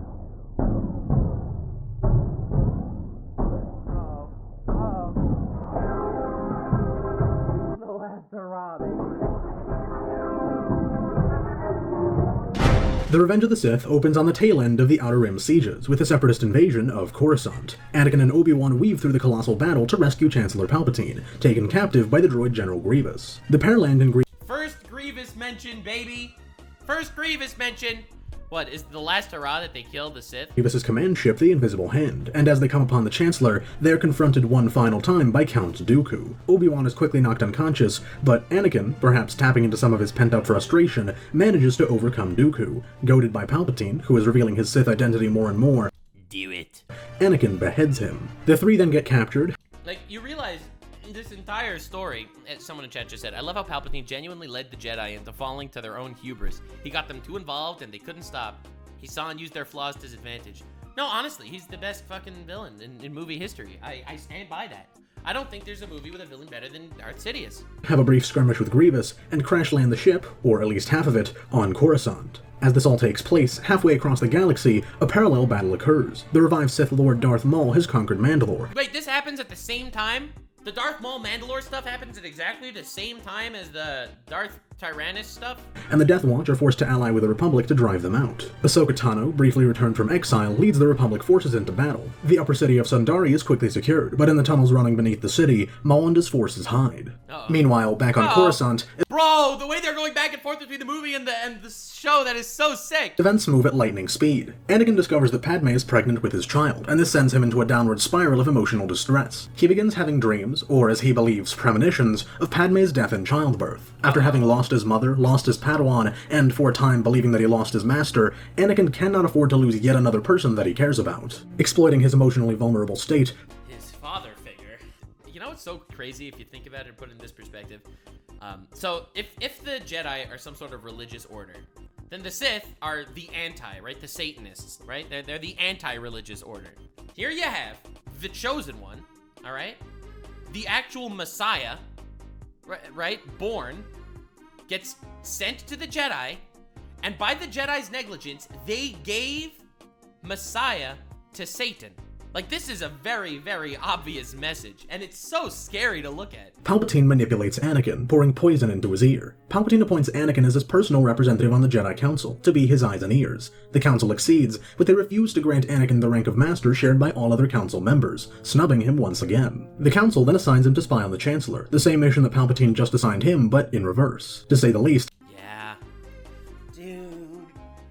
They had a little more trust in him, bro. Anakin is not pleased, and when asked by Palpatine, he confesses. Once more finding Anakin in a vulnerable position, Palpatine seduces him with a story of his Sith master, Lord Plagueis the Wise. We all know the tale of Darth Plagueis the Wise. He first showed up in the critically acclaimed Acolyte TV show made by Disney to butt-fuck the corpse of our once great franchise. Darth Plagueis, who had supposedly found a way to cheat death. Anakin, paralyzed with fear for Padme's life, finds this prospect quite appealing. Because it's something he cares about, and look at him, why should he even trust the light side of the Force? Look at the light side of the Force. It's corrupt. They almost got his Padawan murdered, for no reason. It's not fighting the war right, it's telling lies. This is not the light side of the Force. Why should I trust them? As Palpatine assumes even more executive power, Padme and her allies in the Senate, once some of Palpatine's strongest supporters, now head up a desperate opposition. Right, this was a deleted scene, right? The delegation of 2000. This scene was not in the theatrical release of the film, but as it's still canon and very much relevant, roll film. Now that he has control of the Jedi Council, the Chancellor has appointed governors to oversee all star systems in the Republic. When did this happen? Oh, that decree was posted this morning. Oh, yes, he pays pies. You could call it Big Brother. Ah, yes, Big Brother Palpatine, watching and spying on everyone. It's okay. Do you think he'll dismantle the Senate? Why bother? As a practical matter, the Senate no longer exists. The Constitution is in shreds. Amendment after amendment. We cannot let the Senate, you say, but everything Palpatine says goes because he's surrounded by cockmunchers. What Senate? He is the Senate! And he literally is! 1,000 years of democracy. We watched this man become the Senate! He disappear without a fight. What are you suggesting? I apologize. I don't mean to sound like a separatist. We are not separatists trying to leave the Republic. We are loyalists trying to preserve democracy in the Republic. Ironically, that sounds very similar to what the Separatists are doing right now. I can't... Sure, it's for noble reasons, but it's kind of the same. Believe it has come to this. Chancellor Palpatine is one of my oldest advisors. He served as my ambassador when I was queen. Senator, I fear you underestimate the amount of corruption that has taken hold in the Senate. The Chancellor has played the Senate as well. They know where the power lies, and they will do whatever it takes to share in it. And we cannot continue debating about this any longer. We have decided to do what we can to stop it. Senator Mon Mothma and I are putting together an organization. Say no more, Senator. I understand. At this point, some things are better left unsaid. She's just saying, listen, please give me some plausible deniability when you try to assassinate the Prime Minister. That's what she basically just said. Frick, dude, the Supreme Chancellor. And the democracy is all voting for him. They're giving him extreme power because they know how strong he is. And the stronger he gets, the more people will just want to continue bending the knee to him. Munch on some of that cock. Agreed. And so we will not discuss this with anyone without everyone in this group agreeing. That means those closest to you, even family. No one can be told. Oh no. Wait, does she tell Anakin? No! Agreed. The members of the delegation know very well the trap that Palpatine has laid. As the war winds down, the fervor instilled in many who would have otherwise been skeptical dissipates as well. But now, it's much too late. Having used the senators as his instruments of power, Palpatine is ready and willing to cast them aside. Such is the way of all autocrats. The Jedi Council dispatches... There's no loyalty in this field, right? There are no friends. There are alliances, okay? Friendship in politics is a joke. It's alliances. Yoda to deal with a separatist invasion on the Wookiee planet of Kashyyyk, and sends Obi-Wan to defeat Grievous on the planet Utapau. On Mandalore, Maul rallies his troops for one final battle, and in the chaos, he gets to talk to Ahsoka alone. As Palpatine's former apprentice, Maul is wise to at least a part of his plan, and in a deranged but calculated fashion, he tells Ahsoka what is coming. Why didn't he ally up with Palpatine again? I feel like we're missing a really big chunk of Maul's story. Why did he end up not rejoining Palpatine? He offers her to join him, and after seriously considering it, even being ready to accept it, she asks a crucial question. What do you want with Anakin Skywalker? He is the key to everything. To bring balance to the Force? Ha! Balance, that's cute. What a good joke, guys! Balance! Oh, balance, guys, dude. Long live the Banks, am I right? Destroy. He has long been groomed for his role. Bro got groomed out there. Bro, you got freaking... You see the Disney Star Wars executive, the Leslie Headland, the what's-her-face interviews talking about how every time they said words like groomed by the dark side or seduced by the dark side, I felt very uncomfortable. As my master's new apprentice. You lie. I know Anakin. Oh my god, she ended up not joining Darth Maul because she didn't believe him, but he was right? Oh my god, she didn't believe him! It was right in front of her! Your vision is flawed. I see the Padawan needs one last lesson. Oh god. Oh, this is so sad. It's so sad. It's so sad! Maul's forces are routed, and at the conclusion of their duel, Maul himself is defeated and captured, displaying an omniscient terror that is about to be justified. You're all going to burn! We're all going to die! You don't know what you're doing! They're all gonna die. We're all gonna die. Bro, imagine getting to this point. Like, think about it. Think about the insanity of the politics in Star Wars. I watched the first movie as a kid, vehemently rooting against Darth Maul. When he killed Qui-Gon, it broke my heart, okay? To where I am right now, rooting for Maul when he's talking like a crazy person. God, dude, this is incredible. You know what we really need? We need a remake of Star Wars, the prequels, not made by Disney, as a TV show made by the Game of Thrones staff, all right? Game of Thrones needs to give this a proper 1-2, like a full-ass story, top to finish.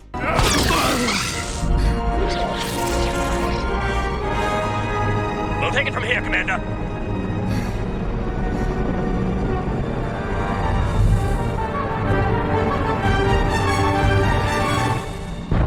A slight inkling of doubt in her mind. Yeah, all right. Maybe not the Game of Thrones crowd. All right, we don't need more incest. Okay, dude, calm down. The Sith keep our bloodline pure. We only have sex with our sisters. Yeah, fucking. All right, dude. Anakin goes to Palpatine to report that Obi-Wan has engaged General Grievous, and it is at this moment that Palpatine chooses to reveal the truth. You're the Sith Lord. I know what's been troubling you. Listen to me. Don't continue to be a pawn of the Jedi Council. Ever since I've known you, you've been searching for a life greater than that of an ordinary Jedi. Dude, it's crazy. It's his training on one side versus his heart that was so groomed by the dark side. God, what a crazy moment. A life of significance, of conscience. Are you going to kill me? I would certainly like to.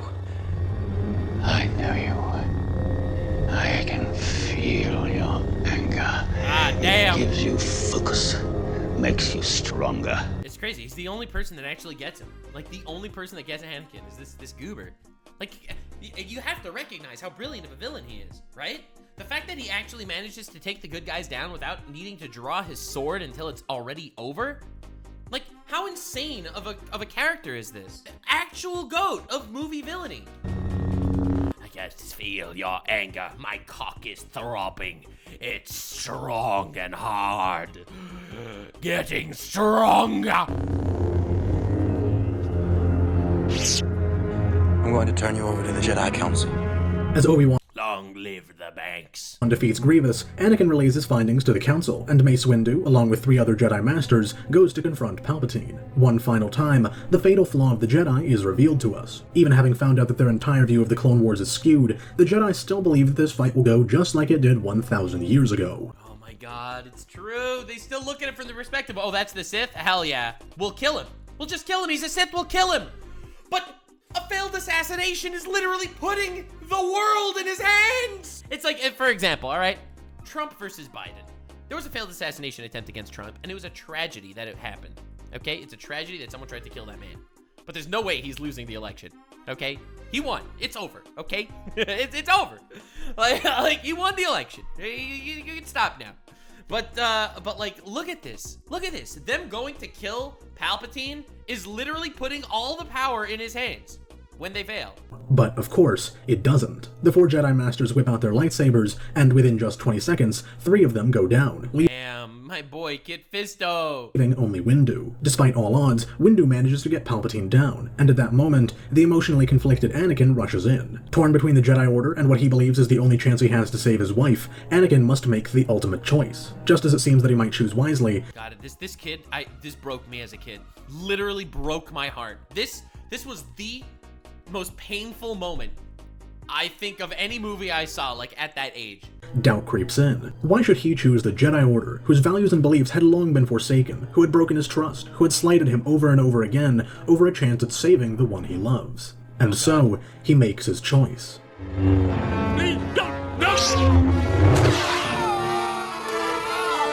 Oh God, I am in so much pain. And then Windu goes out the window. Unlimited power! This traumatized me. I literally had dreams of this moment.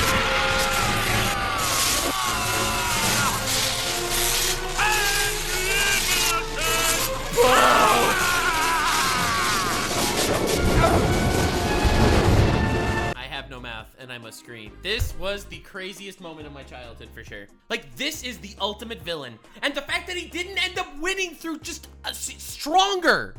Like, think about it. When have you seen a main villain that was overpowered in a fight, but because of his emotional manipulation of Anakin, he won this fight? Brother! Bro just literally came in his pants. He knows it's over. Anakin fought to save him. Anakin killed Windu, essentially. Man came in his pants, full creamed, and it's over. It's over. He knows he won. All of his planning, all of his plotting. For all those years, he was edging for this very moment. The end of the post-nut clarity kicks in, and it is over. Bro's face may look like a testicle. But it's over. But it's over. The end of the Republic is at hand.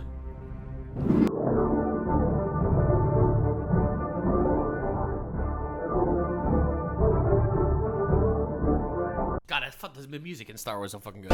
Having accepted the tutelage of his new Sith master, Anakin, now rechristened as Darth Vader, marches his 501st Legion to the Jedi Temple.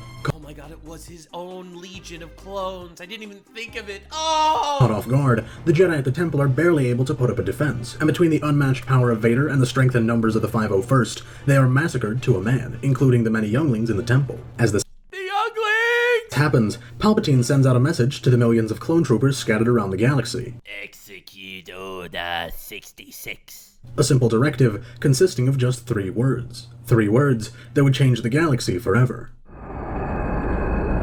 Execute Order 66. Yes, Lord Sidious. Oh my god! It's so painful. In a heartbeat, the clones who had served alongside Anakin did a school shooting? Okay, dude, get the fuck out of here. the Jedi for years, who had come to trust them, respect them, fight side by side with them day in and day out, turned and opened fire. Within just a few minutes, nearly the entirety of the Jedi Order is wiped out.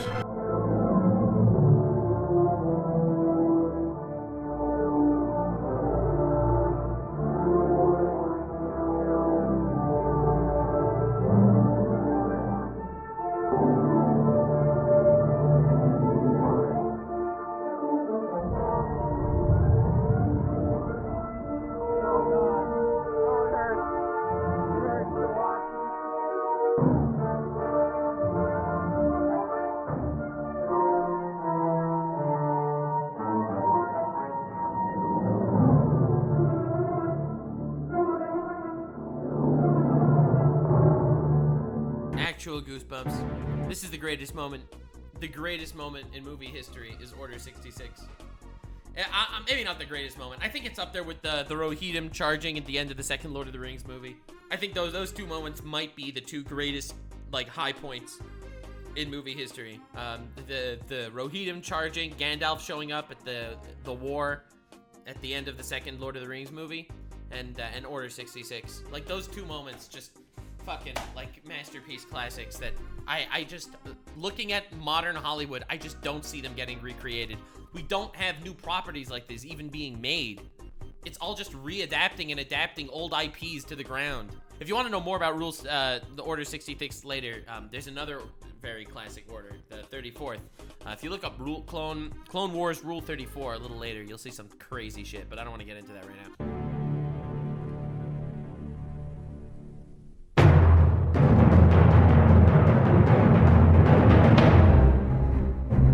Of the 10,000 Jedi Knights who once protected the galaxy, only 100 remain. Among them, Obi-Wan narrowly avoids being killed, and escapes Utapau to rendezvous with Senator Bail Organa, a prominent member of the delegation of 2000. Oh, was this in the movie? I don't remember this. There he finds Yoda, who also... Oh, maybe. Oh, dude, I totally forgot that. I didn't even realize the delegation of 2000 was a thing when I watched this movie. managed to... Like, you don't understand the different perspective. Like, as a child, a naive bitch that was just watching this, right? Without looking at, like, the different political moments. Like, you don't understand. I watched this show as a kid, and what I saw was Anakin betrayed them. That's why it happened. Because Anakin, little bitch, fell to the dark side because he's a selfish bitch, and damn, that sucks. But when you look at it now, you see the falling of a democracy. Survive, and together they head to Coruscant, where Palpatine has called an emergency session of the Senate. Meanwhile, Vader is sent to the volcanic planet of Mustafar to eliminate the remaining Separatist leadership. Now the irony is, now that the Jedi are wiped out, and Lord Vader is working for them, and he is about to become a dictator, he doesn't need to continue the proxy war. He could just absolutely massacre the other side of this fake war to a man, and everyone will worship him as not only a king and a dictator, but the one that brought peace to the galaxy under his iron fist. With the Jedi Order out of his way and the Senate in the palm of his hand, Palpatine now holds all the cards, and with nothing and no one left to stop him, he delivers the death blow to the Republic. And this moment. And the remaining Jedi will be hunted down and defeated. Right, and everyone cheers for him because look at him, he's all deformed. They tried to assassinate a political leader.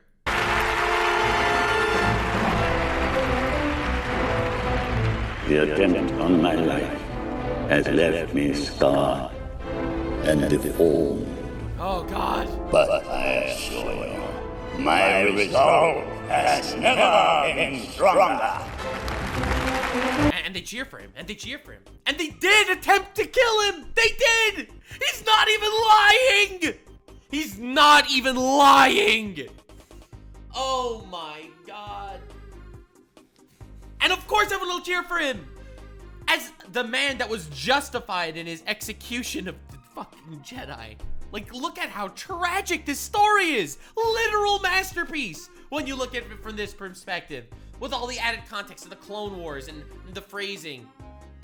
Brother, long live the Banks.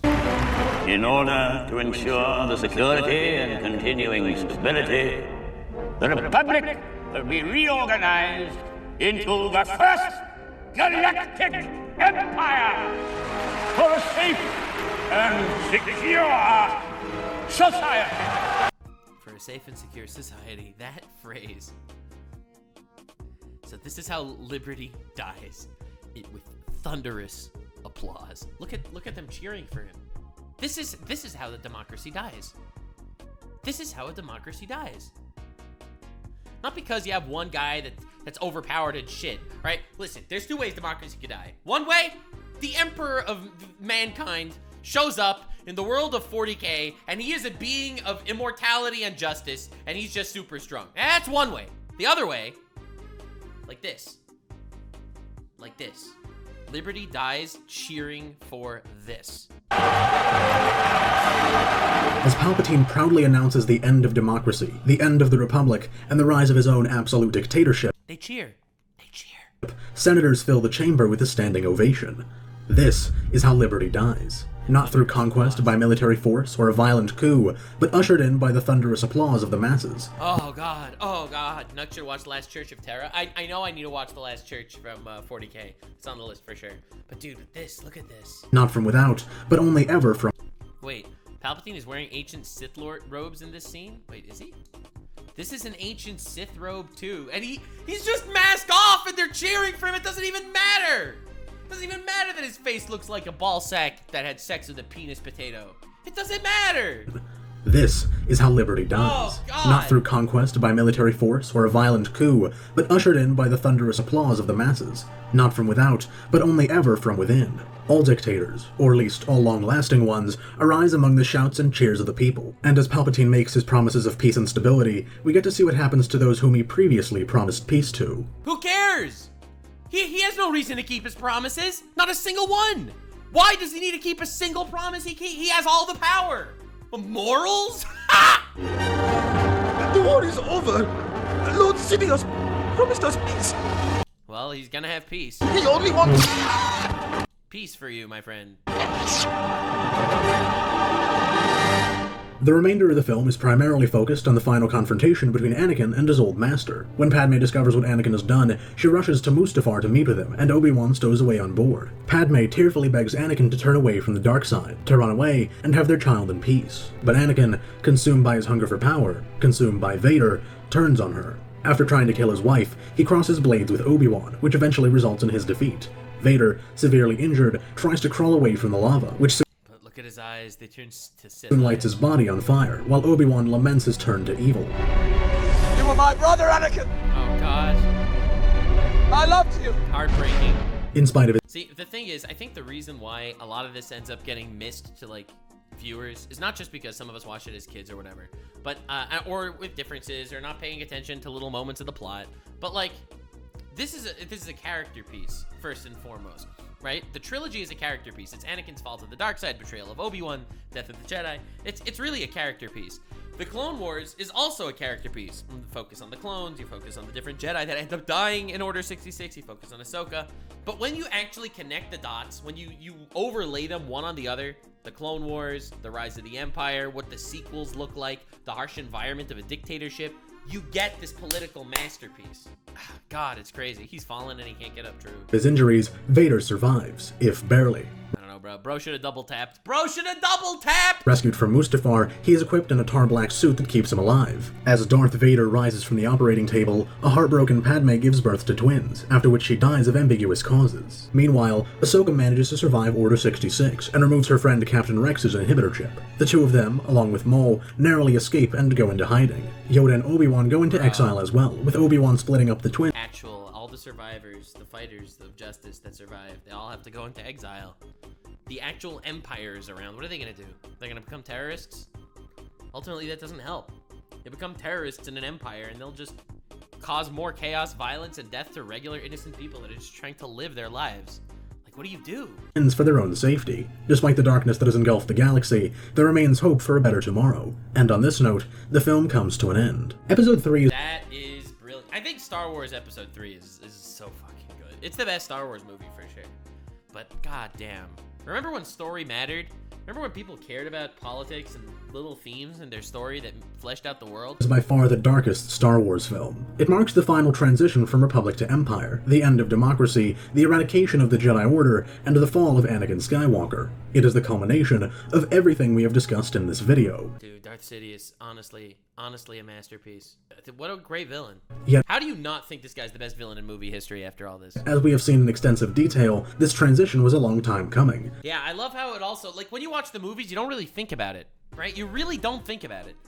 There's a war at the end of the second movie, third movie, he turns out he was the bad guy, he somehow took control and everyone clapped for him. But when you see the meticulous planning and the various stages and steps taken to bring democracy to its knees, it's so scary. And there's so much, every aspect of this was relatable in one way or another. From not believing into the conspiracy theorists like Fives, to freaking falling to the dark side in endless wars. Oh god, this is insane. It's crazy. By the time Palpatine declared the Galactic Empire, all of the pieces for it were already there. It was there. All All he needed was to say the words. Everyone was already cheering for him. He was already a dictator in everything but name. All he needed to do was stamp the documents and make it official. Military act. Aren't shows like Arcane just as good? No, you're right. Arcane's a masterpiece. And I didn't hesitate from saying that. Arcane is a masterpiece. But I feel like the majority of like the big budget, big Hollywood stuff isn't. Acting as a police force, to the corrupt courts, to the increasingly powerless Senate, the Republic became the Empire long before the names changed. Ah, man, bro's spitting! This video was so good. If Attack of the Clones depicted the rise of an autocrat within a nominally democratic system, then Revenge of the Sith depicts that autocrat assuming total control, abolishing the Republic that constrained him, and becoming an absolute dictator, as all autocrats are bound to do. It is, in my humble but very controversial opinion, the best Star Wars film ever made. He's 100% right. It is so good. It is so good! Dude, the politics of Star Wars are so fucking amazing. I can't believe it. When put in this video, I'm in shambles right now. Bro, this is why we do the lore dives, ladies and gentlemen, to appreciate media. That's what it's all about. Not for its phenomenal score, excellent choreography and action, groundbreaking technological advances, or criminally underrated writing, but for the story it tells. The story of all democracies turned tyrannical, subverted from within, and toppled to the tumultuous applause of the people. Dude. Oh, shit. And it's crazy, because it leaves you to wonder, it's like, when is our democracy gonna fall, you know? I'm not saying it's gonna happen tomorrow. I'm not saying it's gonna happen in 1,000 years. Is it gonna happen? Who knows? A story emulating the Greek tragedies of old. A story of a hero who is manipulated. I've been saying this the whole time. It really is a Greek tragedy. You know the end is gonna be tragic, right? You see the original trilogy before you see the prequels. You know it's gonna end with the Empire winning. You're still rooting for the Jedi the whole time. Manipulated by a siren of evil into destroying the Guardians of Peace before trying to kill his wife and crossing blades with his brother. A hero born into slavery and freed, only to be forced back into subservience to the one who promised him salvation. Oh god, dude, the way he says it. Born in slavery, freed, to end up a slave. Oh my god. It is a masterpiece. By the end of the film, Palpatine reigns supreme, as the police state that began to take shape during the Clone Wars is fully realized. Those who would dare to speak out against the Empire are few and far between. As the last loose ends of the Republic are tied up, a spark of hope is maintained by those bold few who stand up to the Empire. But for now, it seems that all is lost. The Republic that stood for 1,000 years is gone, and the dark times are upon us. Dude, an 1,000-year democracy just instantly snuffed out. Bruh.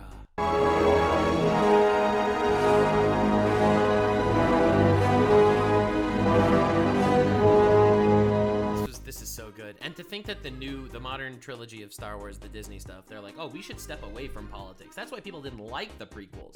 We should step away from politics. Oh my god.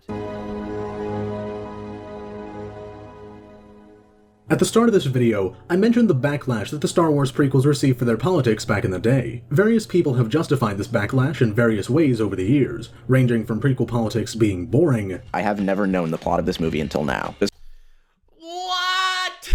No, that's such a bad take! As far as the plot goes, I am only just now piecing it together after having watched this movie for 20 years. Holy shit, dude, that's crazy!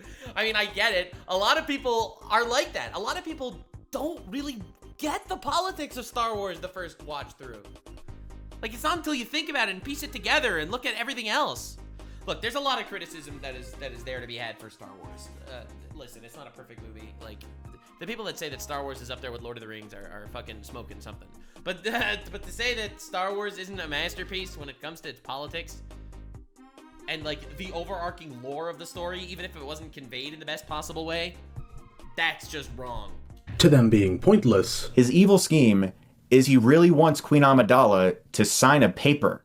How can you possibly link it like that? How is that a real review? That's a real review? Making fun of Darth Sidious because his evil scheme was to make Amidala sign a paper? That's why he's not on any of the top villain lists. We did this last time. You look at top villain lists of movies, and you go through it, and your top 3 are gonna always be like freaking, I don't know, Voldemort, the Joker, and Darth Vader. That's always like the top 3 villains. Bro, the brilliant part is that he declared the end of democracy and people clapped. That is the most terrifying thing ever. That is so much scarier than, I don't know, some distant war from some strong guy. To them just being too complicated. Okay. I don't get it. I, however, have an alternative theory. I believe that the reason so many people hated prequel politics was because they didn't forget that there was politics in the originals. Was how much they resemble the politics of our real world. Oh, that's why I love it. That's why I love it. I love it when I see the horror. Dude, the reason why Darth Sidious is the best villain in movie history is because a Darth Sidious could show up in America. Okay? You could see it. Give America another 1,000 years. You don't think they'll find a Darth Sidious? It's something I've avoided explicitly stating up to this point, but the politics of Star Wars, it's something that I've been comparing it to the entire time, are heavily inspired by the political struggles of the modern day. Yeah, of course. Obviously. It's autocrats and fucking bitches that are just vying for power and lying for the sake of themselves, making believe it's for the people.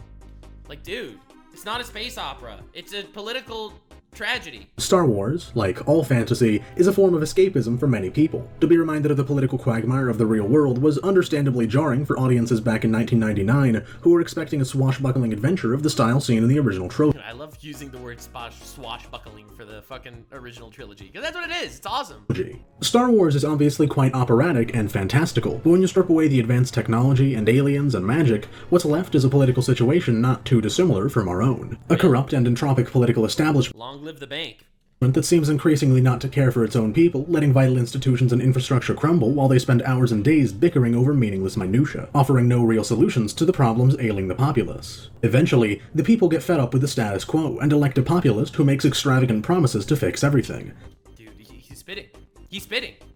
That is what happens eventually. Eventually, they're gonna put their faith in one guy because the government keeps messing up. One guy! I don't mind if he becomes a dictator. This is, of course, a con. Every populist, without exemption, is seeking more power for himself. Yeah, nothing is for the people. Nothing is for the people. It's all for them, it's all for their power. Now you just hope that them doing things for their power to make the people like them more will help the people. That's the dream, right? Think about it. That's what we're dreaming about. When we elect a president, we don't think the president's a nice guy, okay? We don't think he's a nice guy. We don't think that we want him to marry our sister, okay? Probably not a nice guy. However, if you think about it, what do we want? We want him to make believe he's a nice guy. We want him to do things that'll make the people like him, and those things will hopefully be good for the people. We are ultimately hoping that he recognizes that the best course of action for him is to make right by the most people so the most people could vote for him. Right? That is what we're doing here. Let's cut the bullshit. This person is not a beacon of morality. It is someone that you're hoping will be the best way to make the most people happy purely for selfish reasons. Every politician ever. Ostensibly to help the people who elected him. The promise of populism is the promise of action in a political system where it seems that no action is ever taken. And thus, the ultimate irony of the Star Wars prequels is that the Republic and the Jedi deserved to fall. After a millennium of peace and prosperity, complacency had taken hold, and the institutions meant to serve the people began to serve only themselves. Yep, there it is, there it is, there it is. Meanwhile, the Jedi Order became stagnant and dogmatic, failing to adapt to the changing times and losing sight of their purpose. Palpatine, therefore, is the ultimate populist, hijacking the political system and taking ever more power for himself. Finally, after the institutions that guided the Republic had been sufficiently weakened, Palpatine struck while the iron was hot and turned himself into an absolute dictator. But he didn't do this all of his own sheer brilliance. Nope. Everyone helped him by destroying themselves. Everyone helped him by fighting in an endless war and destabilizing the galaxy. Every single person helped him become who he was. And there is no hiding that. The Jedi helped him by discarding Anakin. The Jedi helped him by becoming warriors and continuing a war. The Separatists and the corporations helped him by deciding to fight for themselves instead of fighting for the people. The politicians helped him because they decided to suck his dick when they realized that would get them power instead of trying to fight against him. Everyone helped him. He was put on this pedestal himself. He didn't climb to the highs. He was literally dropped there. The Republic, as portrayed in The Phantom Menace, was already halfway into the grave. All Palpatine had to do was exploit the broken systems contained within it. Under Palpatine, the Republic turned into an empire long before anybody called it that, and by the end of the Clone Wars, Palpatine was a dictator in all but name. Indeed, this is a sentiment echoed over and over again throughout Star Wars. Have you ever considered that we may be on the wrong side? What do you mean? Like, what do you mean? What do you mean? All the propaganda! Of course we're not right, the good guys! What are you talking about? What if the democracy we thought we were serving no longer exists? And the Republic has become the very evil we've been fighting to destroy? It's so crazy. When I watched that scene as a kid, I had no idea what she was talking about. But yeah! With your help, the Jedi can stop Sidious before it's too late. Too late for what? The Republic to fall? It already has, and you just can't see it. There's no justice, no law, no order, except for the one that will replace it. The time of the Jedi has passed. They cannot defeat Sidious. Oh God, and they're all there! They're all right there! I want to restore the Order. Restore the Jedi Order? Oh, you poor fool. Oh, dude, nothing gets hurt like being called a poor fool. Oh, please, call me an idiot, call me an asshole, call me a douchebag. Don't call me a poor fool. Someone's stupid and not even knowing why I'm stupid. Oh! It's over! Jedi fell long before the Purge. It's crazy. Everyone likes looking at Order 66 as the downfall of the Jedi. The Jedi fell so long before that. God. We were stifled by tradition. Deafened by our past glories. Blinded by endless war. Maybe. But it's never over, Malicos. We stand here now, the chance to learn. To rebuild from our mistakes. Jedi learn. There's no future for them. How can you not see that? The Republic was doomed. Bro, dude, it's crazy. It's crazy. I need to get the clip from Senator Armstrong. What's his name? Senator Armstrong. The GOAT. Okay, there's too many clips. But there's way too many clips. Oh my God. All right, we gotta do a whole deep dive on this man. It's a 4-minute speech, right? Dude, man. What? Nice. God, I love this guy. Fuck this 24/7 internet spew of trivia and celebrity bullshit!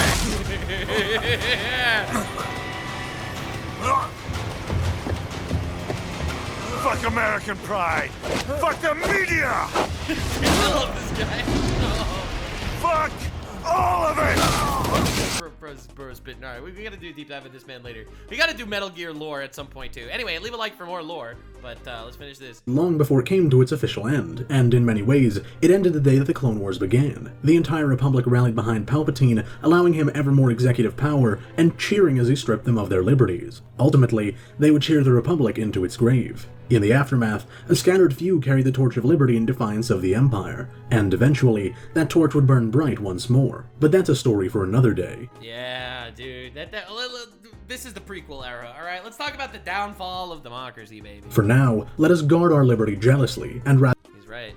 He's so right. rather than relinquishing our Republic, let us work to perfect it.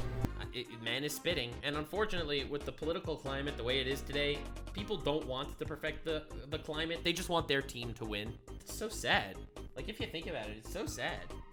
It's like, the moment this became team sports was the moment that that fucking Palpatine started stifling the Jedi. It's not team sports. You should want everyone to be okay? You should love your fellow man because he's your fellow man. And just because you have different ideologies than him, it doesn't make him a villain.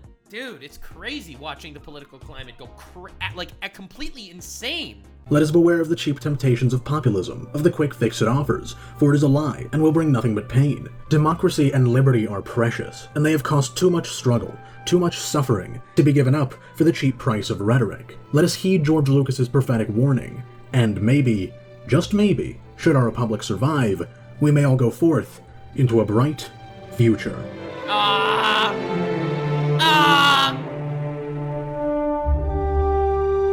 This was a amazing video. Thank you so much for recommending this to me. This was one of the most highly recommended videos in my entire Star Wars lore dive for sure. Dude, Arkin the American. What a masterpiece. Brother. What a masterpiece. Thank you all so much for being here and joining me on this journey. I'm going to continue Star Wars lore. But let me know what Star Wars videos or lore dives you want me to do in the future. I'm really glad we got to do this. Speaking of how awful the political climate is. Thank you all so much for being here. Long live the banks. And remember to stay weird, fam. If you made it to the end, click one of these 2 videos, which also will definitely get me canceled. See you live on Kick. Stay weird, fam.